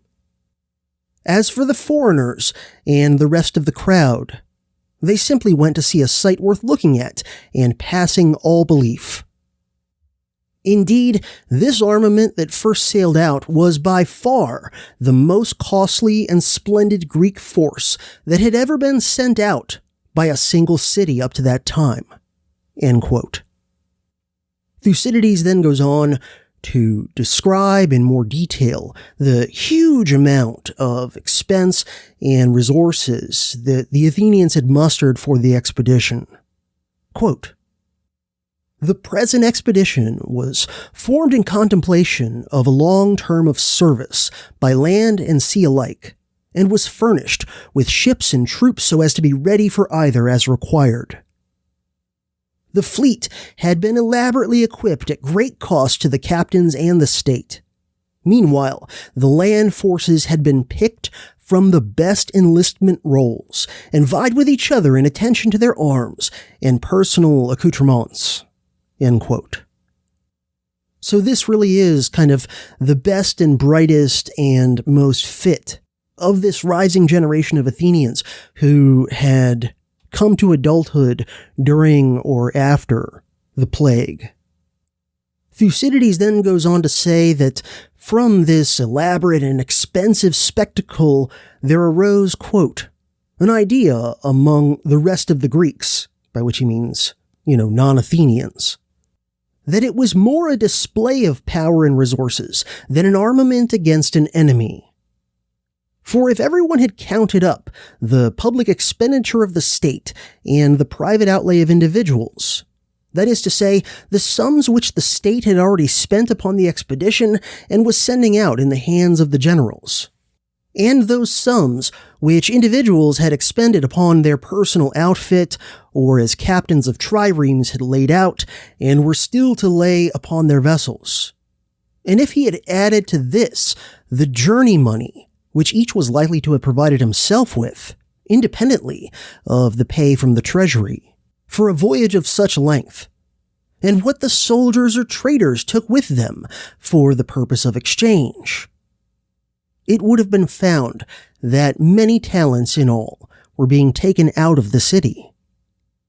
Indeed, the expedition became not less famous for its wonderful boldness and for the splendor of its appearance than for its overwhelming strength as compared with the peoples against whom it was directed, and for the fact that this was the longest passage from home hitherto attempted, and the most ambitious in its objectives, considering the resources of those who undertook it."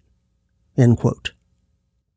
Here, Thucydides is already foreshadowing a bit that for all the resources that the Athenians and their allies had lavished on it, this was still a very daunting mission that they were launching, and so ultimately they really were taking a huge gamble, whether they realized it or not. A much smaller force that was going to Sicily for some, limited purposes, If it was forced to retreat like the previous Athenian expedition to Sicily, which, I mentioned earlier was much more limited, or even in a worst-case scenario, it got annihilated, it wouldn't be that big of a disaster, of a crippling blow to Athens and their empire as a whole. But with this huge expedition, with all the best men and resources and all this money behind it and everything like that, if this expedition with more grandiose purposes goes badly, it's going to be a major blow to the power and prestige and psychology and confidence of the Athenians and the rest of their empire. Also, notice that in that last passage that I read from Thucydides just now, he also implies that while this was all a great spectacle, in pragmatic terms, it's still likely that the Sicilians will have at least roughly comparable resources for actually fighting. And of course, we should remember the Sicilians are going to be on home turf, which gives them all kinds of advantages, tactically, strategically, psychologically, and perhaps most important of all, logistically. But the Athenians believed in their exceptionalism. And the majority of them, at least, were totally swept up by what Nicias and earlier during the debates called the mad dream of conquest. They believed that as long as they sent out a sufficiently powerful and impressive force, they couldn't possibly lose. Finally, Thucydides says, quote, "The ships now being manned, and everything put on board with which they meant to sail, the trumpet commanded silence, and the prayers customary before putting to sea were offered, not in each ship by itself, but by all, together, to the voice of a herald. And the bowls of wine were mixed through all the armament, and libations made by the soldiers and their officers in gold and silver goblets. They were joined in the prayers by the crowds on shore, by the citizens and all others who wished them well. The hymns sung and the libations finished, they put out to sea and hastened to reach Corcyra, where the rest of the allied forces were also assembling." End quote.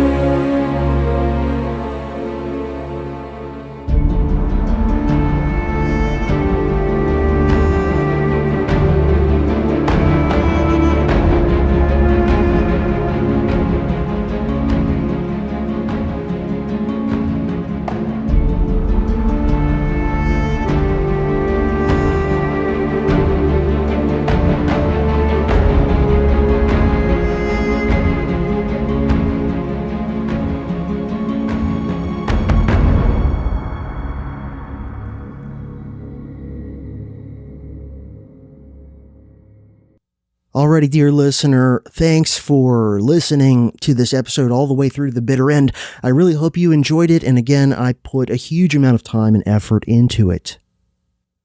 Like I said in the intro, there will probably be 2 more installments, I think, in this miniseries before it's over. And like I also said at the beginning of the episode, I am going to make a bonus episode that really digs in to all the details of naval warfare and technology and everything connected to it in the era of the Peloponnesian War. So again, if you want to be able to get that when it comes out, if you're not already, please consider signing up to support my work on Patreon at the Journeyman Scholar Warrior level or higher. And again, if you enjoyed this episode and you want to keep me in a place where I can keep doing this, please consider supporting me any way you can. Links to all those things in the show notes. Thanks in advance, and hopefully it won't be too long till I'm back with another dose of dangerous history, where of course I always do my utmost to help you learn the past, understand the present, and prepare for the future.